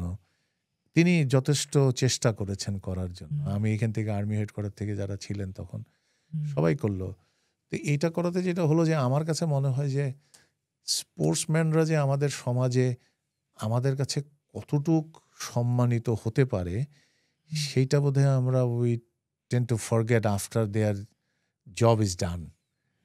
খেলাতে ইনজুরি থাকবে, খেলাতে আরও অনেক কিছু কঠিন জিনিস হয়, কিন্তু আমরা সবাই হয়তো মনে রাখি না। এবং ওই কালচারটাও আমাদের দেশে এখন পর্যন্ত তুলে আসে নাই যে একটা বড় ইন্স্যুরেন্স থাকবে, তার প্রোটেকশন থাকবে, তার পেনশন হবে, সব কিছু মিলিয়ে দেখবা যে it is actually the reasons যে why people don't tend to go in to the sports, যে ওই রকম লেভেলের অ্যাচিভমেন্ট নাই, because they have no kind of security sense হচ্ছে। হ্যাঁ, অনেকেই মনে করতে পারে ফুটবল খেললে 40 লক্ষ টাকা পাচ্ছে, ইয়েস এটা স্কেলে অনেক টাকা পাচ্ছে, কিন্তু তারা যে এফোর্টটা দেয়, their profession is true, but they represent country, they make us proud with their result. সব মিলিয়ে আমার কাছে মনে হয় যে ওই জায়গাটায় আমাদেরকে একটু কাজ করা বাকি আছে এখনো। এবং সরকার আরও যদি ইন্টারেস্টেড হয়, সরকার যদি চেষ্টা করে অনেস্ট সিনসিয়ারলি, তাহলে আমার মনে হয় যে এই জায়গাগুলো অ্যাড্রেস করলে আমরা we are capable nation, we can bring some success in the international field. Absolutely, the sky is the limit, they say. একটু আর্মি থেকে সরিয়ে একটু আবার আমাদের ক্রীড়াঙ্গন নিয়ে কোয়েশ্চেন করবো। এই আপনি হাই ভোল্টেজ ম্যাচগুলোর কথা, হকির, আপনি কি দেখেন যে আমাদের যারা মানে আমাদের যারা সংগঠক বলি, ক্রীড়া সংগঠক, এবং যারা বড় বড় যে প্রতিষ্ঠানগুলো, ক্লাবগুলো, তারা এক হলো ক্রীড়া সংগঠকদের মধ্যে অখেলোয়াড়রা ঢুকে পড়া এবং তাদের মধ্যে এই জুয়া সংস্কৃতি, একটা বিশাল ক্লাবগুলো, বিশাল বিশাল ক্লাব, রাদার্স ইউনিয়ন ক্লাব, বড় বড় ক্লাবগুলো জুয়ার সাথে জড়িত হয়ে যায়। এই বাংলাদেশের এই ক্রীড়ার দুর্দশার জন্য এটা একটা বড় অংশে দায়ী, যেটার জন্য আমরা এখন ওইভাবে ওই পেপারে যেটা কথা হচ্ছিল, পেপারে দেখতে পাচ্ছি না। খবরগুলো? না, জিনিসটা হচ্ছে কি যে ক্লাবগুলা কিন্তু প্রত্যেকটা স্পোর্টসকে অনেক কন্ট্রিবিউট করে, এটা কেউ কিন্তু ডিনাই করতে পারবে না। স্পোর্টস টিমগুলাকে যেটা মেনটেন করা হয়, may it be football, may it be cricket, may it be volleyball, ক্লাবগুলা কিন্তু করে কন্ট্রিবিউশন, জেলা, ডিস্ট্রিক্ট, ডিভিশন অনেক জায়গায় করে তারা। এটা কিন্তু প্রাইভেট পেট্রোনাইজেশনে হয় মোস্টলি। গভর্নমেন্ট অনেক কিছুতেই কিন্তু অনেক জায়গায় দিতে পারে না, অনেক কিছুতে। বাট এই পেট্রোনাইজেশন থেকে খেলাগুলা কিন্তু বেঁচে আছে। কিন্তু তাদের ইনকাম সোর্সটা কি? তাদের ইনকাম সোর্স হচ্ছে তাদের স্পন্সর, তাদের পেট্রোনাইজার্স। অনেক সময় তারাও খুব বেকায়দায় থাকেন। এই কারণে তাদের একটা ইনকাম জেনারেশনের জন্য অনেক সময় অনেক জায়গায় আমরা দেখেছি, অনেক যেটা তুমি বললা যে হয়তোবা হাউজি খেলাচ্ছেন, আরো অনেক রকমের জি। কিছু হয়। কিন্তু কিছু কিছু জায়গায় হয়তোবা এটাকে অ্যাবিউজ করে ডাইভার্ট হয়ে অনেক ডিফারেন্ট অ্যাঙ্গেলে চলে গেছে। তখনই কিন্তু ঝামেলাগুলো শুরু হয়েছে। কিন্তু দেয়ার ওয়াজ এ টাইম, এটা প্রাইভেট পেট্রোনাইজেশনেই কিন্তু আজকের ক্রিকেট যেখানে আসছে, এই প্রাইভেট পেট্রোনাইজেশনেই কিন্তু আসছে। এখনও কিন্তু ক্লাবগুলা কিন্তু তারা অনেক টাকা খরচ করেন প্লেয়ারগুলাকে পেট্রোনাইজ করার জন্য। আমরা যেটাকে ফার্স্ট ক্লাস ক্রিকেট বলি, এই যে মোহামেডান আবাহনীর খেলা, ন্যাশনাল টিমে, এখানে কিন্তু প্রচুর টাকা কিন্তু প্রাইভেট থেকেই আসে। এবং ওই কারণেই কিন্তু এটার ইনভলভমেন্ট। কিছু মানুষের এটাকে তারা কি বলে, এটাকে বলা হয় তোমরা sports nicotine. Sports nicotine is such an addiction যে তুমি এটার থেকে বের হওয়া ইজ ভেরি ডিফিকাল্ট। অনেকে যেরকম সিগারেটের থেকে নিকোডিন নেয় এবং যেটা ব্লাডে ঢুকে যায়, sports is a kind of a nicotine it contains. যে অনেকে এটার সাথে এরকমভাবে স্পোর্টস নিকোডিনে ঢুকে যায়, মনে হলেই মনে হতে পারে যে উনি কেন ছাড়ছে না, কেন থাকে এখানে বারে বার। তো ঘুরে ঘুরে এটা নেশাও হয়ে যায় অনেক সময়, এবং এটা অনেক সময় দায়বদ্ধতা থেকেও অনেকে করেন। ভালো সাইডগুলো হচ্ছে এইটা, of course people take advantage of certain issues, certain situation. সে জায়গা থেকে আমরা অনেক সময় দেখি অনেকে ক্রিমিনাল অ্যাক্টিভিটিসে জড়িত হয়। সবাই যে হন তা কিন্তু না। তো যারা হন, কেন হন, এটার উত্তর তারা দিবেন। আর যারা অ্যাকচুয়ালি প্যাট্রোনাইজ করে, I give salute to them, because আমাদের মতন দেশে এই টাইপের মানুষজন না থাকলে আসলে স্পোর্টস এগিয়ে যাওয়ার কথা না। এটা নিয়ে ফান্ডিং এর একটা প্রশ্ন চলে আসে। মানে আমরা দেখি যে অ্যাটলিস্ট ইন্ডিয়াতে বিগ কর্পোরেটস, আইপিএল ধরো, even hockey, they have a lot of funding. Maybe they're not performing to the level that they have to. Even individual player, squash player, তারপরে আর্চার, এদেরকে কর্পোরেট গুলো স্পন্সরশিপ দিচ্ছে, তাদের ট্রেনিং এর খরচ দিচ্ছে, কোচের খরচ দিচ্ছে। এই জিনিসটা কিন্তু দেখা হ্যাঁ, যায়। তো আমরা কি সেল করতে পারি না আমাদের sports to corporations in our country? আমাদেরও করেন, আমাদের প্রচুর কর্পোরেট হাউস আছে, তারা কিন্তু পেট্রোনাইজ করেন, বাট ইটস নট ভিজিবল। কারণটা হচ্ছে আমাদের achievement is minimum. Had there been too many achievements, you could have seen the press release, you could have seen the TV media coverage. তখন বোঝা যেত কারা আছেন কারা নাই। বাট আমরা, ইটস নো ডিনাইং ফ্যাক্ট, অনেক কর্পোরেট হাউস আছেন, তারা করছেন। এবং কোনো এক সময় সরকারিভাবে কিন্তু সরকারি সংস্থাগুলো ছিল, তারাও পেট্রোনাইজ করতো। রেলওয়ের টিম ছিল, বিমানের টিম ছিল, তারপরে টিম ছিল আরও অনেক টাইপের, ইন্স্যুরেন্স কোম্পানিগুলার টিম চালাতো, ব্যাঙ্কগুলা টিম চালাতো। তার মানে হচ্ছে কি, এটা তো কর্পোরেট বডিজ, এবং এই কর্পোরেট বডিজগুলোই কিন্তু এই খেলাগুলোকে স্পন্সর করতো, এখনও কিন্তু করে। কিন্তু অনেক সময় দেখা যায় তাদের যেভাবে করার আশা করি আমরা, সেটা তারা করতে পারেন না। কারণ আমাদের ব্যবসা বাণিজ্য যদি সঠিকভাবে না চলে, তাদেরও তো funding will B A risky. But India is a big country, India has a different economy, এবং ওইখান থেকে তারা অনেক বেশি কন্ট্রিবিউশন পেতে পারেন। আমরা ছোট ইকোনমিতে আমরা আমাদের দেশের ভিতরে কর্পোরেট হাউসগুলোকে ক্রেডিট দিতেই হবে, তারা করছেন। বাট আরও অনেক প্রতিবন্ধকতা আছে, সবগুলা মিলিয়ে যদি আমরা হিসাব করতে যাই, তখন হয়তো বা দেখা যায় অনেক জায়গায় তারা ইন্টারেস্ট হারিয়ে ফেলে। আমাদের দেশে যতগুলা ইম্পর্টেন্ট ইন্টারন্যাশনাল টুর্নামেন্ট হয়েছে, ইভেন্টস, সবগুলোতে কিন্তু এই কর্পোরেট বডিগুলো they came forward with the contribution, এবং তাদের মেজর কন্ট্রিবিউশন থেকেই কিন্তু সাব গেমস বলি, এশিয়া কাপ বলি, হোয়াট এভার বাংলাদেশে যাই হয়েছে, even the world cup cricket, under 19 world cup cricket, সবগুলাই কিন্তু কর্পোরেট হাউসগুলোর কন্ট্রিবিউশন ছিল, ব্যক্তিগত স্পন্সর ছিল, করে মানে ভিজিবিলিটি কম আমাদের। You're right, মানে স্পোর্টসটাকে তো আসলে পারফর্ম করতে হবে। আমি রিসেন্টলি আমরা যেটা দেখেছি, বাংলাদেশ ক্রিকেটের যে একটা কন্ট্রাক্ট নিয়ে যে একটা আলোচনা হচ্ছিল, একটা এগ্রিমেন্ট সাইনিং অথবা looking for sponsors, Bangladesh cricket was struggling at that point in time, but you work 6, 7 or 12 months from there, এখন everyone would want to sponsor Bangladesh cricket because they found success in the Asia Cup. So that's what world events and ভালো করা কোনো ইভেন্টে because huge difference. স্পোর্টসটা একটা commodity. The commodity is, যখনই একটা Glamour তৈরি করবে, একটা প্রোডাক্টের ফেম হবে, everybody wants to get attach to that commodity. এই কমোডিটিটা তখন সেলেবল, তখন you can ask for a price. But when the commodity is unknown, when the commodity হিসাবে তৈরি করতে পারি নাই নিজেকে, তখন ইজ ভেরি ডিফিকাল্ট, এটা পুশ সেল করার মতন হয়।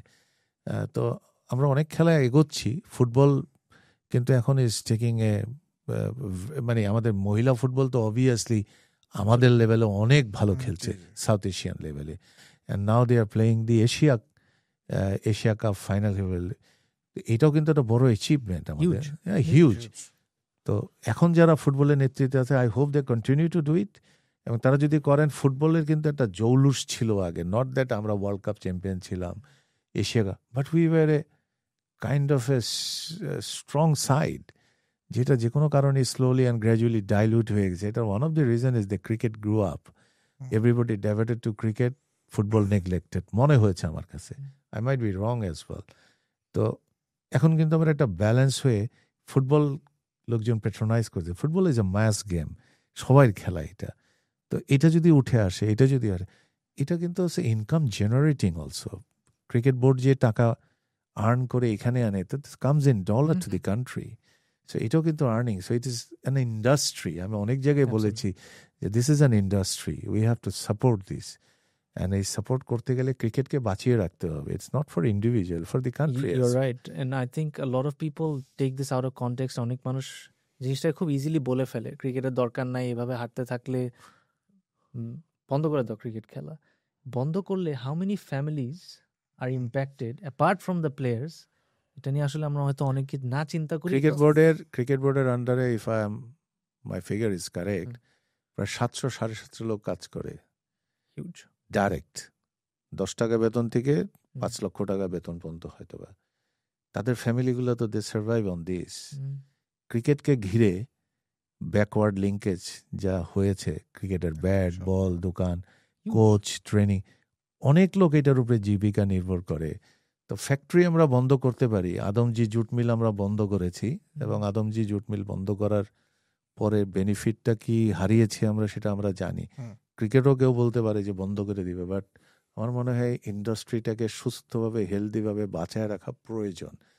সেম ওয়েতে যে খেলাগুলো আমাদের প্রমিজিং আছে, সেগুলোকে প্যাট্রোনাইজ করে ওই লেভেলে আনা উচিত, এবং সরকার has to be the leading, কি বলবো, লিডিং অর্গানাইজেশন এখানে, যাদের প্যাট্রোনাইজেশন দরকার। এবং ওইখান থেকেই কিন্তু এই খেলাগুলো যদি স্প্রেড করে, এটা কিন্তু অন্য এফেক্টগুলো হচ্ছে, youths coming back to the sports, they are diverted from all those negative things we see in this society.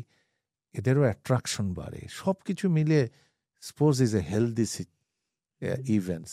Sports দেশের জন্য ভালো, জাতির জন্য ভালো, এবং স্পোর্টস থাকার প্রয়োজন আছে। বাবা কিন্তু লিভস বাই দিস, বিকজ আমাদের ফ্যামিলিতে পড়াশোনা পরে ছিল, খেলা আগে ছিল।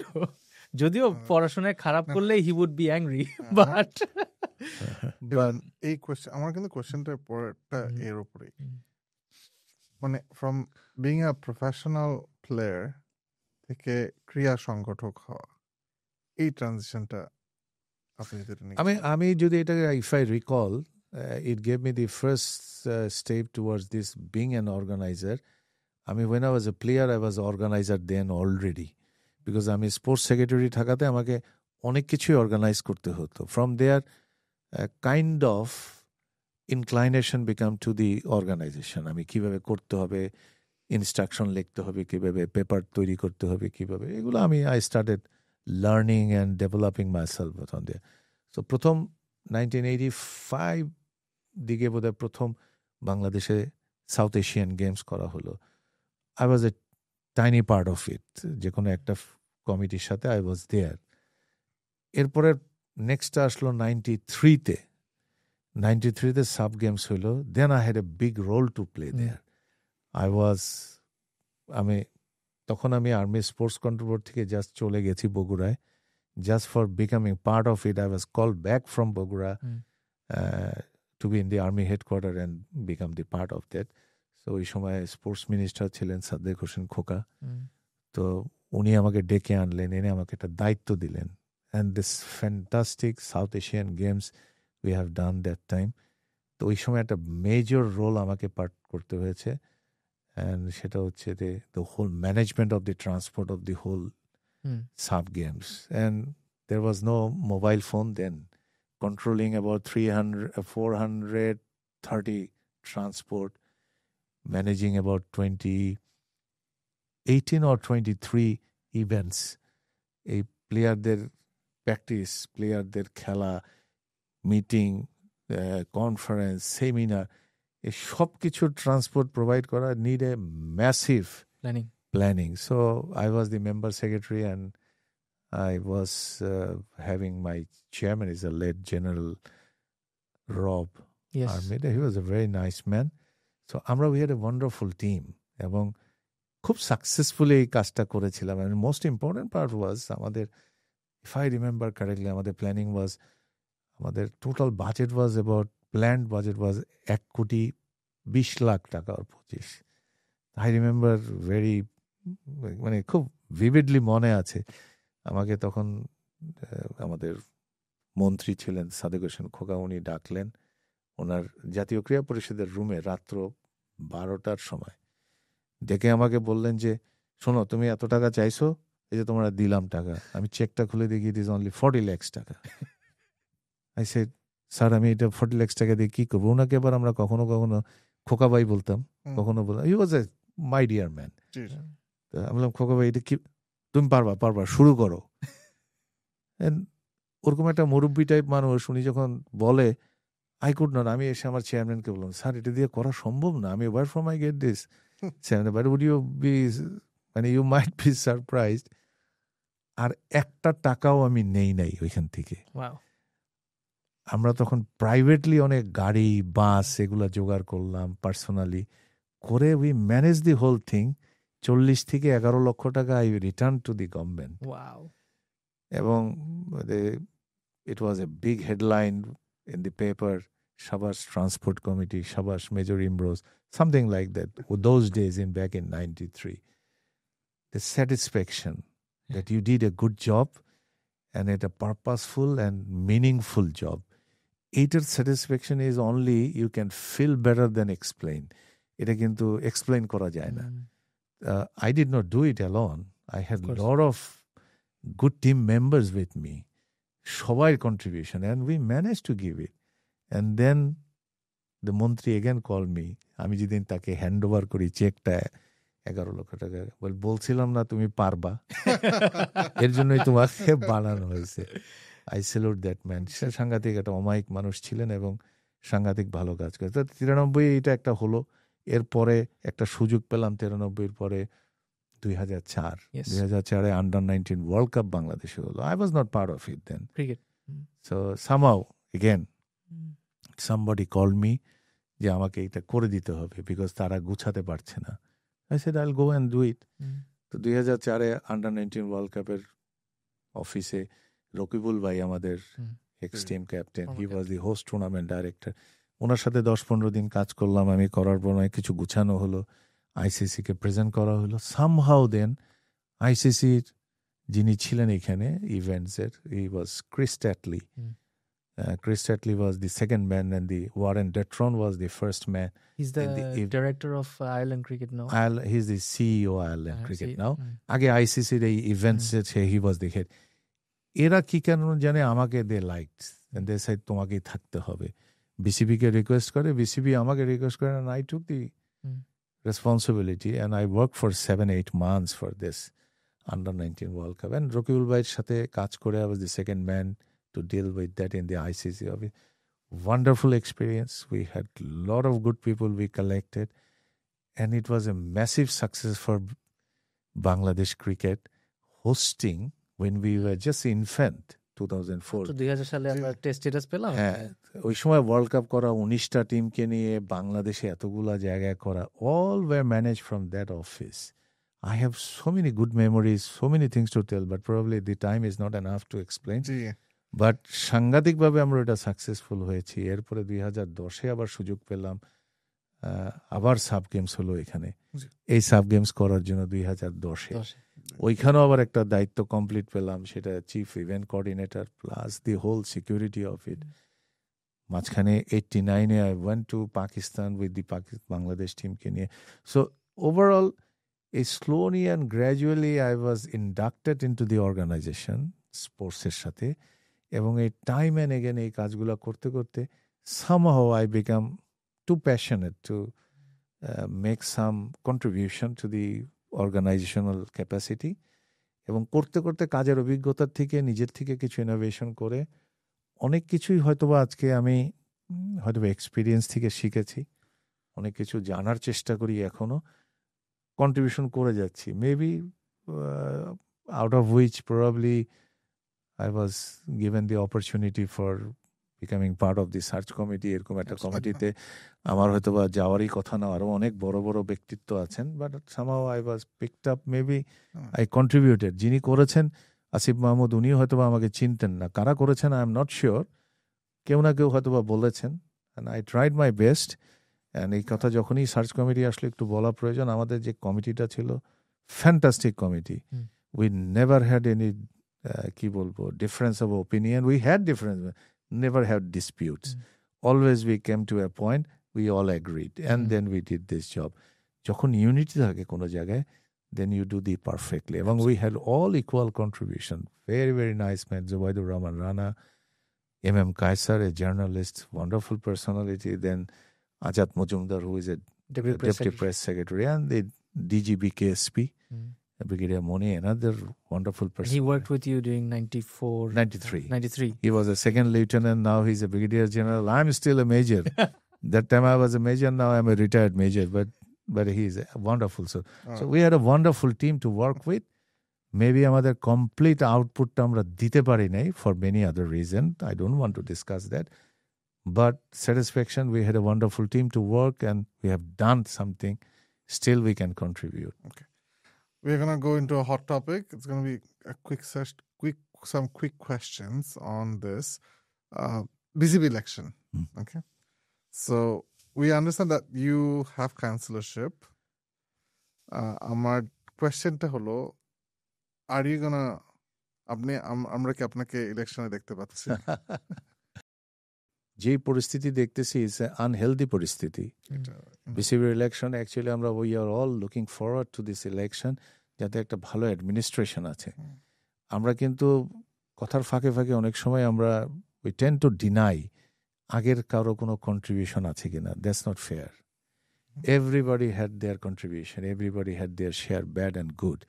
কারো কারো ব্যাড বেশি, পজিটিভনেস কম ছিল, এর জন্য ক্রিটিসাইজ হয়। সবারই কন্ট্রিবিউশন আছে। ক্রিকেট জাস্ট ক্যানট বি গাছের থেকে পেরে খেলায় দিলাম। It's a continuous process. একটা প্লেয়ারকে তৈরি করতে সময় লাগে, সবারই কন্ট্রিবিউশন আছে কম বেশি। বাট এখানে যে খারাপ কাজগুলো হয়েছে এর জন্য অনেকের বিতর্কের কারণ।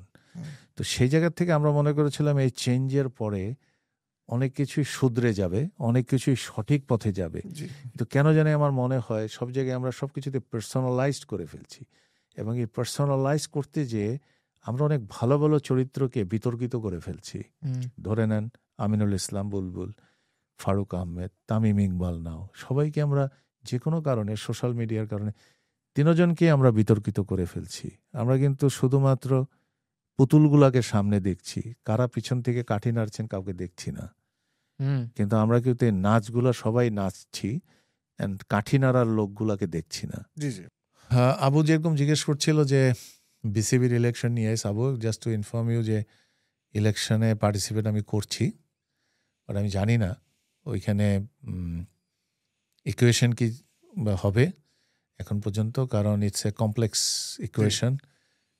ক্লাবের ৭৬-৭৮টা ভোট হবে, সোশ্যাল মিডিয়ায় দেখছি, খবরে শুনছি, স্পোর্টস রিপোর্টিংয়ে শুনছি, অনেক রকমের ইকুয়েশন চলছে, অনেক রকমের তর্ক বিতর্ক চলছে, অনেক রকমের বিভ্রান্তিকর কথাবার্তা চলছে বিভিন্ন জায়গায়।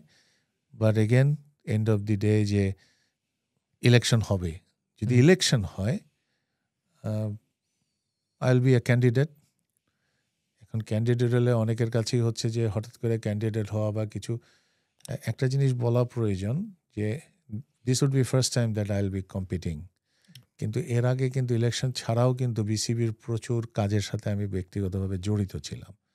2006 থেকে যদি 9 পর্যন্ত বলি, I was deeply involve with the BCB. I was I was chief event coordinator of BCB. যত খেলা এখানে হয়েছে সিরিজগুলা সবগুলারই I was the man to coordinate everything. সবার সাথে যত কমিটি কাজ করেছে, আমার সাথে ছিলেন Sajjatul Alam Bobby, he was the member in charge from the board.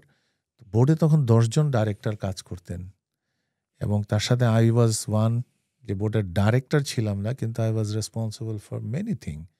Grounds and ফ্যাসিলিটিসের চেয়ারম্যান ছিলেন আমাদের লেট শফিকুর রহমান মুন্না ভাই, I was the vice chairman. Then ticket ছিল, টিকিট কমিটি ছিল, টিকিট কমিটির I was the vice chairman. My chairman was Afzalur Rahman Sinha, late Afzalur Rahman Sinha, Dhaka ক্লাবের president ছিলেন, বিসিবির ফাইন্যান্স হেড ছিলেন। Then I was again security কমিটির, সিকিউরিটি গেট অ্যান্ড সিকিউরিটি কমিটির vice chairman ছিলাম আমি।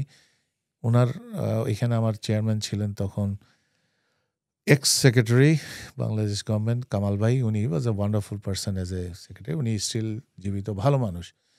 আমি 4-5টা দায়িত্ব একসাথেই করতাম একাই, এবং I enjoyed my service, doing service to the BCB. And you must be knowing it, this is volunteer service.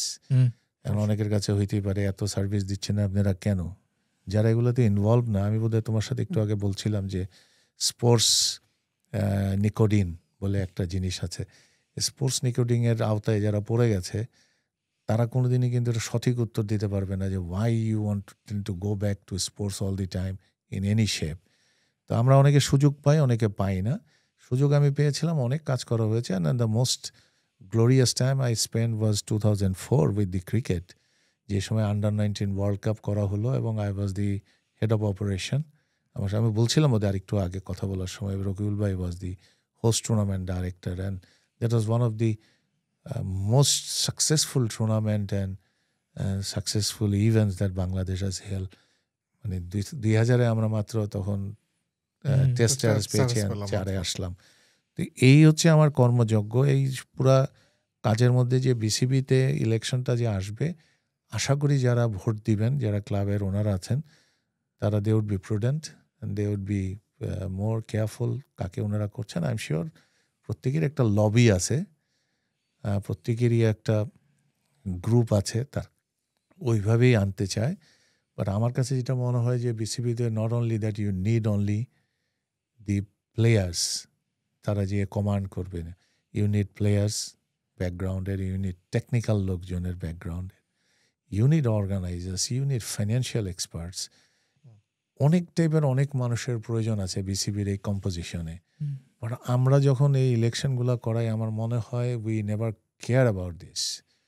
আমরা র্যান্ডমলি লোকজনকে আইদার নমিনেট করি, অ্যান্ড হয়তো বা অনেকেই আমরা সাকসেসফুল হয়ে যাই, but mostly we don't succeed because we don't have that background. তো যাদেরই এই ব্যাকগ্রাউন্ডগুলো আছে তাদেরকে ওইভাবেই যদি আমরা সেট করে গ্রুপ বা বিভিন্নভাবে একসাথে করতে পারি, we have a lot of potentiality. Bangladesh cannot lack in organizing capability, এবং যত বদনাম দেখি, যত ক্রাইসিস দেখি in social media and on the places, এগুলো অনেক মিনিমাইজ করা যাবে। তো ওই কারণে আমি বলবো যে I am taking a chance. যদি if the voters they feel that I am fit to be there, I would love to be there, but I won't mind if I lose even. যদি election Arjit, but we would obviously want to wish you all the best. Thank you. I know you also published a post on your social media, you're contesting, and the comment section is very interesting there. A lot of people are vouching for you. A lot of people are saying that Imroz Bhai ki lagbe to bring that change that everyone's looking for. Of course, there are a lot of other capable people who are also contesting, and they have all their own vision and mission. What would your vision and mission be if you are elected? If I am elected, আমার যেটা করতে হবে, আমার কাছে যেটা মনে হয়েছে যে আমরা when we sit in the boardroom প্রায় দেখি অনেক কোন্দল, division in between. I think that is the first thing they have to address. What you do totally together. You don't start talking right and left about the board. If you don't like something, you have a procedure how to address this in the boardroom. এইটা একটা বড় concern কিন্তু আমাদের, এইটা একটা জায়গা। Second জায়গা হচ্ছে আর অনেকগুলো ছোট ছোট অনেক কিছু আছে। ক্রিকেট অপারেশনে তো আমাদের সাকসেস পাচ্ছি না, কন্টিনিউশন, কনসিস্টেন্সি, এগুলো তো আছেই। সেই জায়গাটা হয়তো বা though I know the cricket, but there are better people to address this cricket operation, তারা হয়তো বা অ্যাড্রেস করবেন, তাদেরকে আমরা সহযোগিতা করতে পারবো। আমাদের স্টাফ যারা আছেন বিসিবিতে, তাদের অনেকেই কিন্তু আছেন ভেরি লো পেইড। আমরা none of us we know, many of us we don't know. আমরা শুধু শুনেছি হাতুরা সিং 22 লক্ষ, 28 লক্ষ, 30 লক্ষ টাকা পেয়েছে। But do we all know যে আমাদের লোকাল কোচরা কত পাচ্ছে, আমাদের লোকাল স্টাফরা কত পাচ্ছে? 60+ লোকাল কোচেস আছে খুব সম্ভবত, যত হয়তো বা আমার কাছে ফিগারটা নাই রাইটলি, তারা কত পাচ্ছে? আমার মনে হয় এখনকার সমাজ ব্যবস্থায় তার একটা সুস্থ জীবন চালানোর জন্য, আই ওয়ান্ট সে লাক্সারিয়াস জীবন, সুস্থ জীবন চালানোর জন্য ফ্যামিলি নিয়ে, they need some substances allowance এবং বেতন।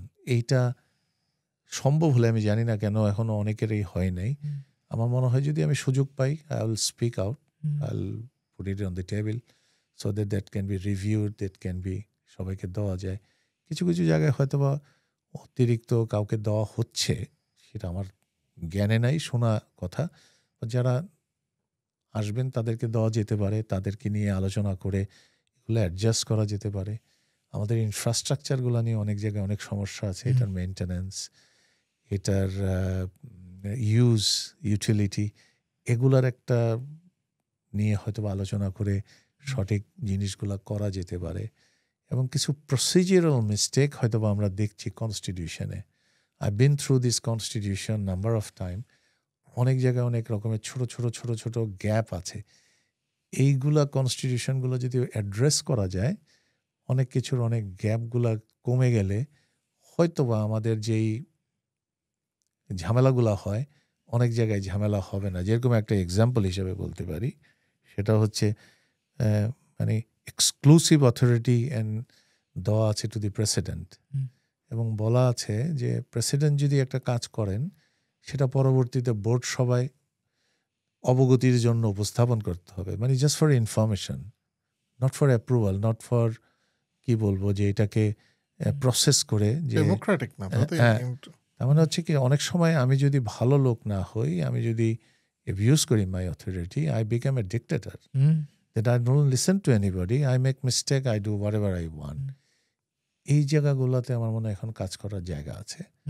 এবং হতে পারে প্রেসিডেন্টকে অথরিটি না দিলে সে তো প্রত্যেক দিন বোর্ড মিটিং ডাকতে পারবেন না, প্রত্যেক দিন কাজ করতে পারবেন, বাট প্রসেস থাকতে হবে যে কোন জিনিসগুলোর ব্যাপারে ওনারা সরাসরি ডিসিশন দিতে পারবেন, কোন জিনিসগুলা ইমিডিয়েট অ্যাকশনের জন্য ইমার্জেন্সি মিটিং দিয়ে করতে হবে কিছু একটা জায়গায়। তা না হলে ফারুক আহমেদকে যে কনসিকুয়েন্সটা ফেস করতে হয়েছে, maybe it is the Faruque Ahmed is the first, there are many more in the waiting list. হবে, আজকে না হোক কালকে হবে, পরশু হবে। তো এই প্রোটেকশনগুলো এই লোকগুলার প্রয়োজন, কারণ এই লোকগুলা কিন্তু যারাই আসেন সবাই স্বেচ্ছাসেবক, ভলেন্টিয়ার। তো এই ভলেন্টিয়াররা যখন কাজ করবেন, তাদেরকে কিছুটা ফ্রিডম দিতে হবে। আমরা কিন্তু বাইরের থেকে ওনাদেরকে নিয়ে এত ক্রিটিসাইজ করি, বোর্ডে যারা কাজ করেন এত কথা বলি, যারা বলি most of them do service, কোনো পত্রিকাতে, কোনো চ্যানেলে, কোথাও না কোথাও চাকরি করি, but this people they give service. Service দিয়ে মানি না যে আমি I can do whatever I want, আমি ফ্রি সার্ভিস দিই। বাট আমরা যেভাবে ওনাদেরকে ক্রিটিসাইজ করি, যেভাবে কথা বলি, লেটস সে এই লোকগুলো চলে গেল, কারা আসবেন? একই টাইপেরই মানুষ কিন্তু আবার আসবে। Things will not change. তো আমাদের যারা বাইরে আমরা ক্রিকেটটাকে অবজার্ভ করি, বাইরে যারা এটাকে আমরা প্রোটেক্ট করার চেষ্টা করি, তাদের দায়িত্ব হচ্ছে এই মানুষগুলোকে সাহস দেওয়া, এই মানুষগুলোকে উৎসাহ দেওয়া, তাদেরকে পয়েন্ট আউট করে দেওয়া যে আপনারা এই কাজটা খারাপ করছেন। হতে পারে একটা কাজ না করলে you will not be criticized because you haven't done anything. The moment you do something, there is a chance that you will make mistake, and if you do mistake, একই জিনিস যদি বারবার আপনি করতে থাকেন, তার মানে হচ্ছে it intentionally done. And when you do it once, it could be a mistake. তো আমরা যেরকম অনেক সময় বাইরের থেকে মনে করি এই প্লেয়ারটাকে বাদ দিয়ে দেওয়ার দরকার ছিল, আমরা কখন বলছি? যখন আমরা দেখছি he is performing in the field. But ওনাকে যিনি সিলেক্ট করেছেন, উনি কিন্তু তাকে নেটে দেখেছেন, উনি তাকে দেখেছে লিগ খেলার সময়, আমাদের ডোমেস্টিক খেলা, ড্রেসিং রুমের অ্যাটিটিউড, ড্রেসিং রুমে কথাবার্তা, প্লেয়ারদের সব কিছু মেলানোর পরে কিন্তু একটা প্লেয়ারকে চিন্তা করা হয় how is going to perform, then he is given a chance. And cricket is a game of uncertainty. যে কোনো সময় একজন ফেল করতে পারে, কিন্তু দ্য মোমেন্ট ইউ ফেল, আমরা যেভাবে প্লেয়ারদের উপরে ঝাঁপিয়ে পড়ি, সিলেক্টরদের উপরে ঝাঁপিয়ে পড়ি, looks like I am the best selector from outside, I have no clue how the teams to be selected. এই যে কতগুলো জিনিস, তার মানে হচ্ছে যে আমাদের এই টিমটাকে উন্নতি করতে হলে একটা হেলদি রিলেশন আমাদের বিটুইন যারা আমি এটাকে এক্সপোজ করি। Without media, without journalist, cricket cannot survive. It has to have that support. একইভাবে ক্রিকেট বেঁচে না থাকলে ওনারাও কিন্তু স্ট্রাগল করবেন। তো ক্রিকেটটাকে বাঁচাতে হলে there has to be a good team work between সবার সাথে, healthy relation of the field. But by nature আমরা হিউম্যান বিং, আমরা will have division, will have people prompted to do some bad words, bad work. কোনো কোনো জায়গায় criticise হবে এবং অনেক সময় মানুষ বিরক্ত হয়ে যায়। এবং আমি জানি না যারা এত বড় দায়িত্ব নিয়ে বিসিবি চালিয়েছেন, সেই মানুষগুলা কিভাবে এগুলো সাস্টেন করেন, কিভাবে করেছেন। You need real nerves to sustain. এবং সব কিছুই কিন্তু আমাদের মনে হচ্ছে যে রেজাল্ট ওরিয়েন্টেড, বাট আমরা ব্যাকগ্রাউন্ডে কি কাজগুলো হচ্ছে এটা দেখছি না। ইটস নট ভেরি লং যে India has become a cricket পাওয়ার।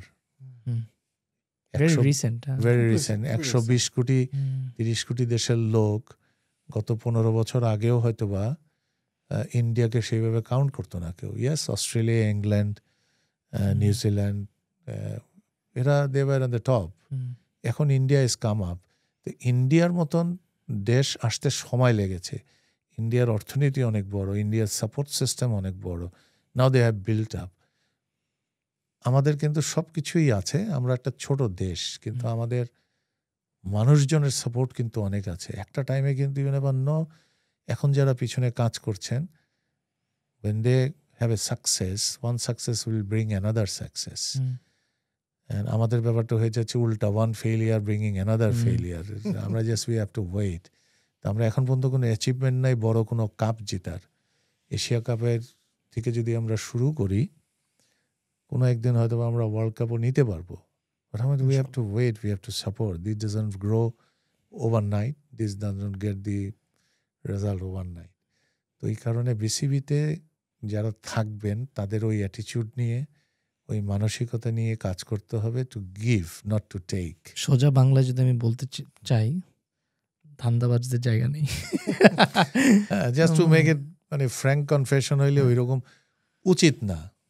কে ধান্দাবাজি করেছে কি করেছে, I won't say, I have no কি বলবো physical document with me, but শোনা যায়, বলা যায়। এবং হয়তো বা ইউ নেভার নো, এগুলো অনেক সময় রিউমারও হয় অনেক কিছু, এবং অনেক কিছু হয়তো বা সত্যিও আছে। এবং হয় কি, রিউমার অনেক বেশি হয়ে গেলে তখন সত্যিটাও কিন্তু রিউমার মনে হয়, তখন ইট লুজ ইজ ওয়েটস। তো আমাদের সবাইকে রেসপন্সিবল হইতে হবে। সামটাইম আমি অনেক সময় দেখি আমাদের ক্রিকেট বোর্ডের যারা সাংবাদিকদের ফেস করছেন অনেক কথায়, এমনভাবে ওনাদের সাথে কথা বলা হয়, ওনারাও কিন্তু they don't remain prepare for answering all those questions. এবং ওনারা অনেক সুযোগ দেন কথা বলার জন্য, কিন্তু আমরা অনেক সময় উই ওভারস্টেপ। এবং যেভাবে অ্যাগ্রেসিভ খুব aggressive। কথা খুব বলি, অ্যাগ্রেসিভ কথা বল।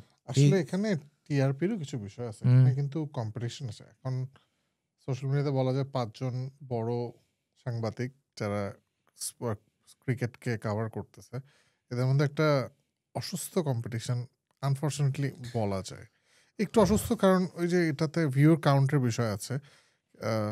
এটা হ্যাঁ, একটু হ্যাঁ। আমার মনে হয় সবারই একটু রেসপন্সিবল যদি হতে পারে তাহলে না আবু বহু ভালো সাংবাদিক আছেন, বহু ভালো সাংবাদিক আছেন, এবং তারা বহু সুন্দরভাবে অনেক কিছু প্রণয়ন করে। মানে praising BCB is not good journalism, only praising the team is not a good journalism, we don't say that. আমার কথা হচ্ছে constructive anything, criticism has to be there. আমি কাজ করতে গেলে ভুল হবে, আমি যদি বলি ভাই আমি ভলেন্টিয়ার সার্ভিস দিচ্ছি, এটা করছি, এটাই বেশি, then I should not be দেয়ার।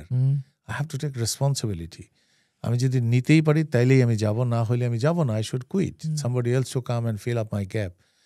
তো এই জায়গাটায় এসে যে যিনি কাজ করবেন দায়িত্ব নিয়ে কাজ করবেন, এবং যারা আমরা বাইরে থেকে ক্রিকেটকে সাপোর্ট করে কাজ করছি, we have to act sensible, we have to act responsible. এবং সেই জায়গায় সাংবাদিকদের রোল আছে, সেই জায়গায় আমাদের সাপোর্ট স্টাফদের রোল আছে, সেই জায়গায় আমাদের দর্শকদের রোল আছে, নিরাপত্তাতে যারা জড়িত থাকেন আমাদের সিকিউরিটি দেওয়ার জন্য তাদের আছে, লজিস্টিকের যারা আছেন, তা ইটস এ টোটাল ওয়ার্ক সবাই মিলে। আই থিঙ্ক এটা অনেক মানুষই দেখে না, এই যে এই কাজগুলো যে হচ্ছে and how much work has to be done before a series happens. যেমন আমার সৌভাগ্য আছে কাজ করার খুব অল্প সময় বিসিবিতে, so I understand the amount of work and late night work, so a lot has to be done for just a series to get done. But if it's a world event, it's amplified 50 times maybe. But we wish you all the best. আমার পরবর্তী প্রশ্নটা positively, এই তামিম ইকবাল, আমরা কিছুদিন আগেও তার খেলা দেখেছি, হয়তো সে বিপিএলও খেলবে হয়তো, তাহলে তার আপনি এই পরিবর্তনটা কিভাবে দেখছেন যে তামিম ইকবালের মতো রিসেন্টলি রিটায়ার্ড ইন্টারন্যাশনাল ক্রিকেট থেকে রিটায়ার্ড প্লেয়ার যে পিসিবি টপ পজিশনে অ্যাপ্লাই মানে সে কন্টেস্ট করতে যাচ্ছে, do you see it is a positive or do you see it's just মানে এটা গুড প্রেসিডেন্স রাখে না? আমরা প্লেয়ার হিসাবে ক্রিকেটের বোর্ডের হেড হিসাবে কাউকে কি এর আগে পেয়েছি? না, পাই নাই। সবাই কিন্তু অর্গানাইজার থেকে আসছে। আমরা প্রথম পেলাম ফারুক আহমেদকে, তারপরে পেলাম আমিনুল ইসলাম বুলবুলকে। দুইজন কিন্তু টেস্টেড, কিছু কিছু সময় ওনাদেরকে দেখেছি ওনার কর্মকাণ্ড, but it's not fully tested. তারাও কিন্তু ডিফারেন্ট ক্রাইসিস মোমেন্টগুলো পার করছেন। অ্যান্ড আমাদের ডিমান্ডিং অডিয়েন্স, ডিমান্ডিং রিকোয়ারমেন্টের উপরে কিন্তু কোপ আপ করা is a big challenging job কিন্তু।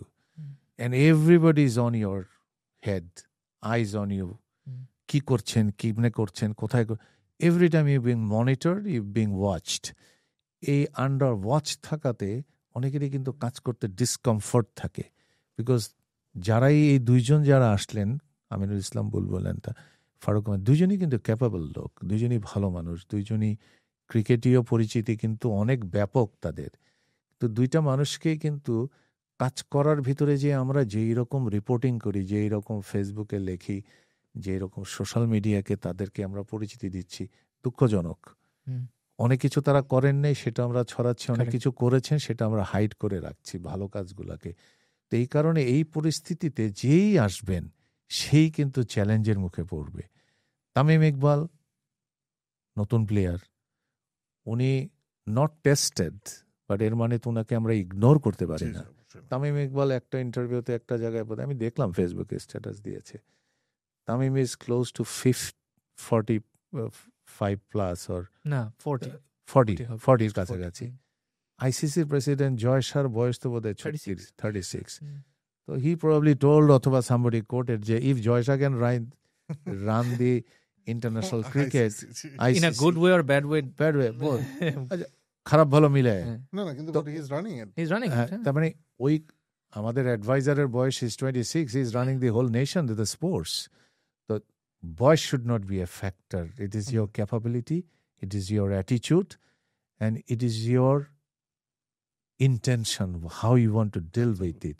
আমার দুঃখ লাগে যখনই আমি দেখি প্রত্যেকটা রিপোর্টিংয়ের মাঝখানে 1300 কোটি টাকার বোর্ড, 900 কোটি টাকার বোর্ড, সবাই টাকাটাকে ফোকাস করে। ওয়াই টাকাটাকে ফোকাস করা হয় আমি don't know, I have no idea because I am not a journalist, I don't know why it is being done. But এইটা দিয়েই কিন্তু আমরা পুরো জিনিসটাকে একটু অন্যরকমভাবে ডাইরেক্টিভসটা তৈরি করি। বাট আমরা ওই রকম না করে যদি এটা পজিটিভনেস নিতাম যে এটা ইজ এ রিচ বোর্ড এবং এ ফুল অ্যান্ড বোর্ড, এই বোর্ডটা পজিটিভলি কিন্তু স্পোর্টসে কন্ট্রিবিউট করতে পারে এবং ক্রিকেট বোর্ড কিন্তু করেও।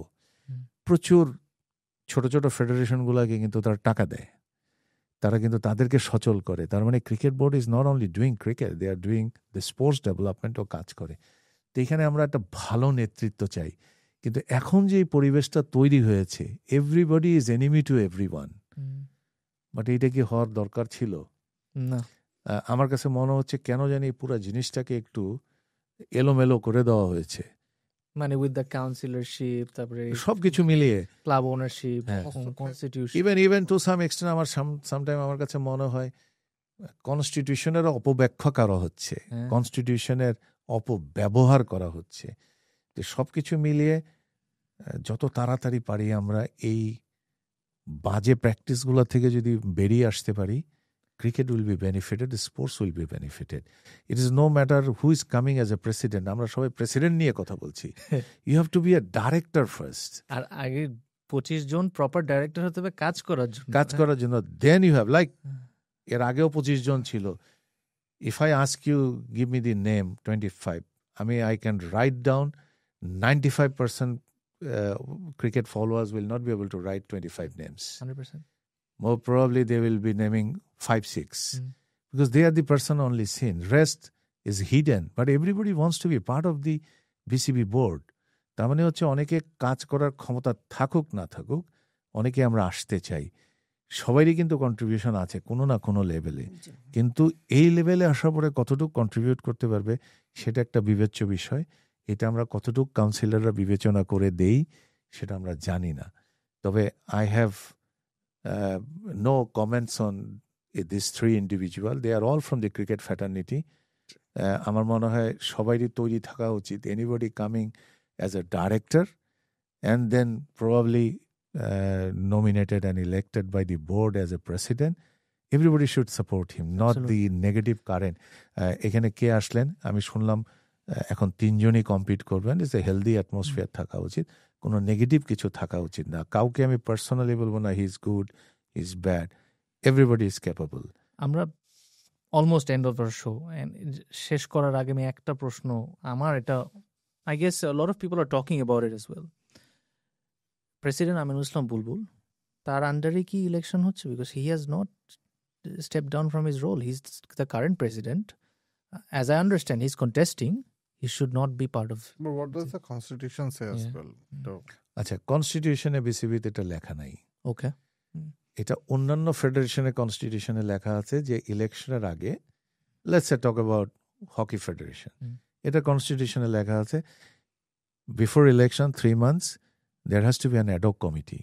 এই ad hoc কমিটির আন্ডারে ইলেকশন কন্ট্রোল করা হবে, প্রোভাইডেড যারা এখন ইসিতে আছেন তারা যদি ইলেকশনে কন্টেস্ট করতে চায়, then they should apply it to Jatiya Krira পরিষদ। ক্রীড়া পরিষদ একটা ad hoc কমিটি তৈরি করে দিবে, they will all resign, then contest. প্রেসিডেন্টও যদি কন্টেস্ট করতে চান ওনাকেও রিজাইন করতে হবে, নতুন প্রেসিডেন্ট দেওয়া হবে। কিন্তু as far the BCB constitution is concern, nothing is written like that. So যারা এটা নিয়ে কথা বলছেন তারা নৈতিকভাবে তার কথা বলছেন, কিন্তু কনস্টিটিউশন এটা লেখা নেই, এরকম কোনো কিছু নাই। সো এটা Aminul Islam Bulbul is not in a wrong step, is in the right method, অন্তত পক্ষে ইলেকশনের ব্যাপারে।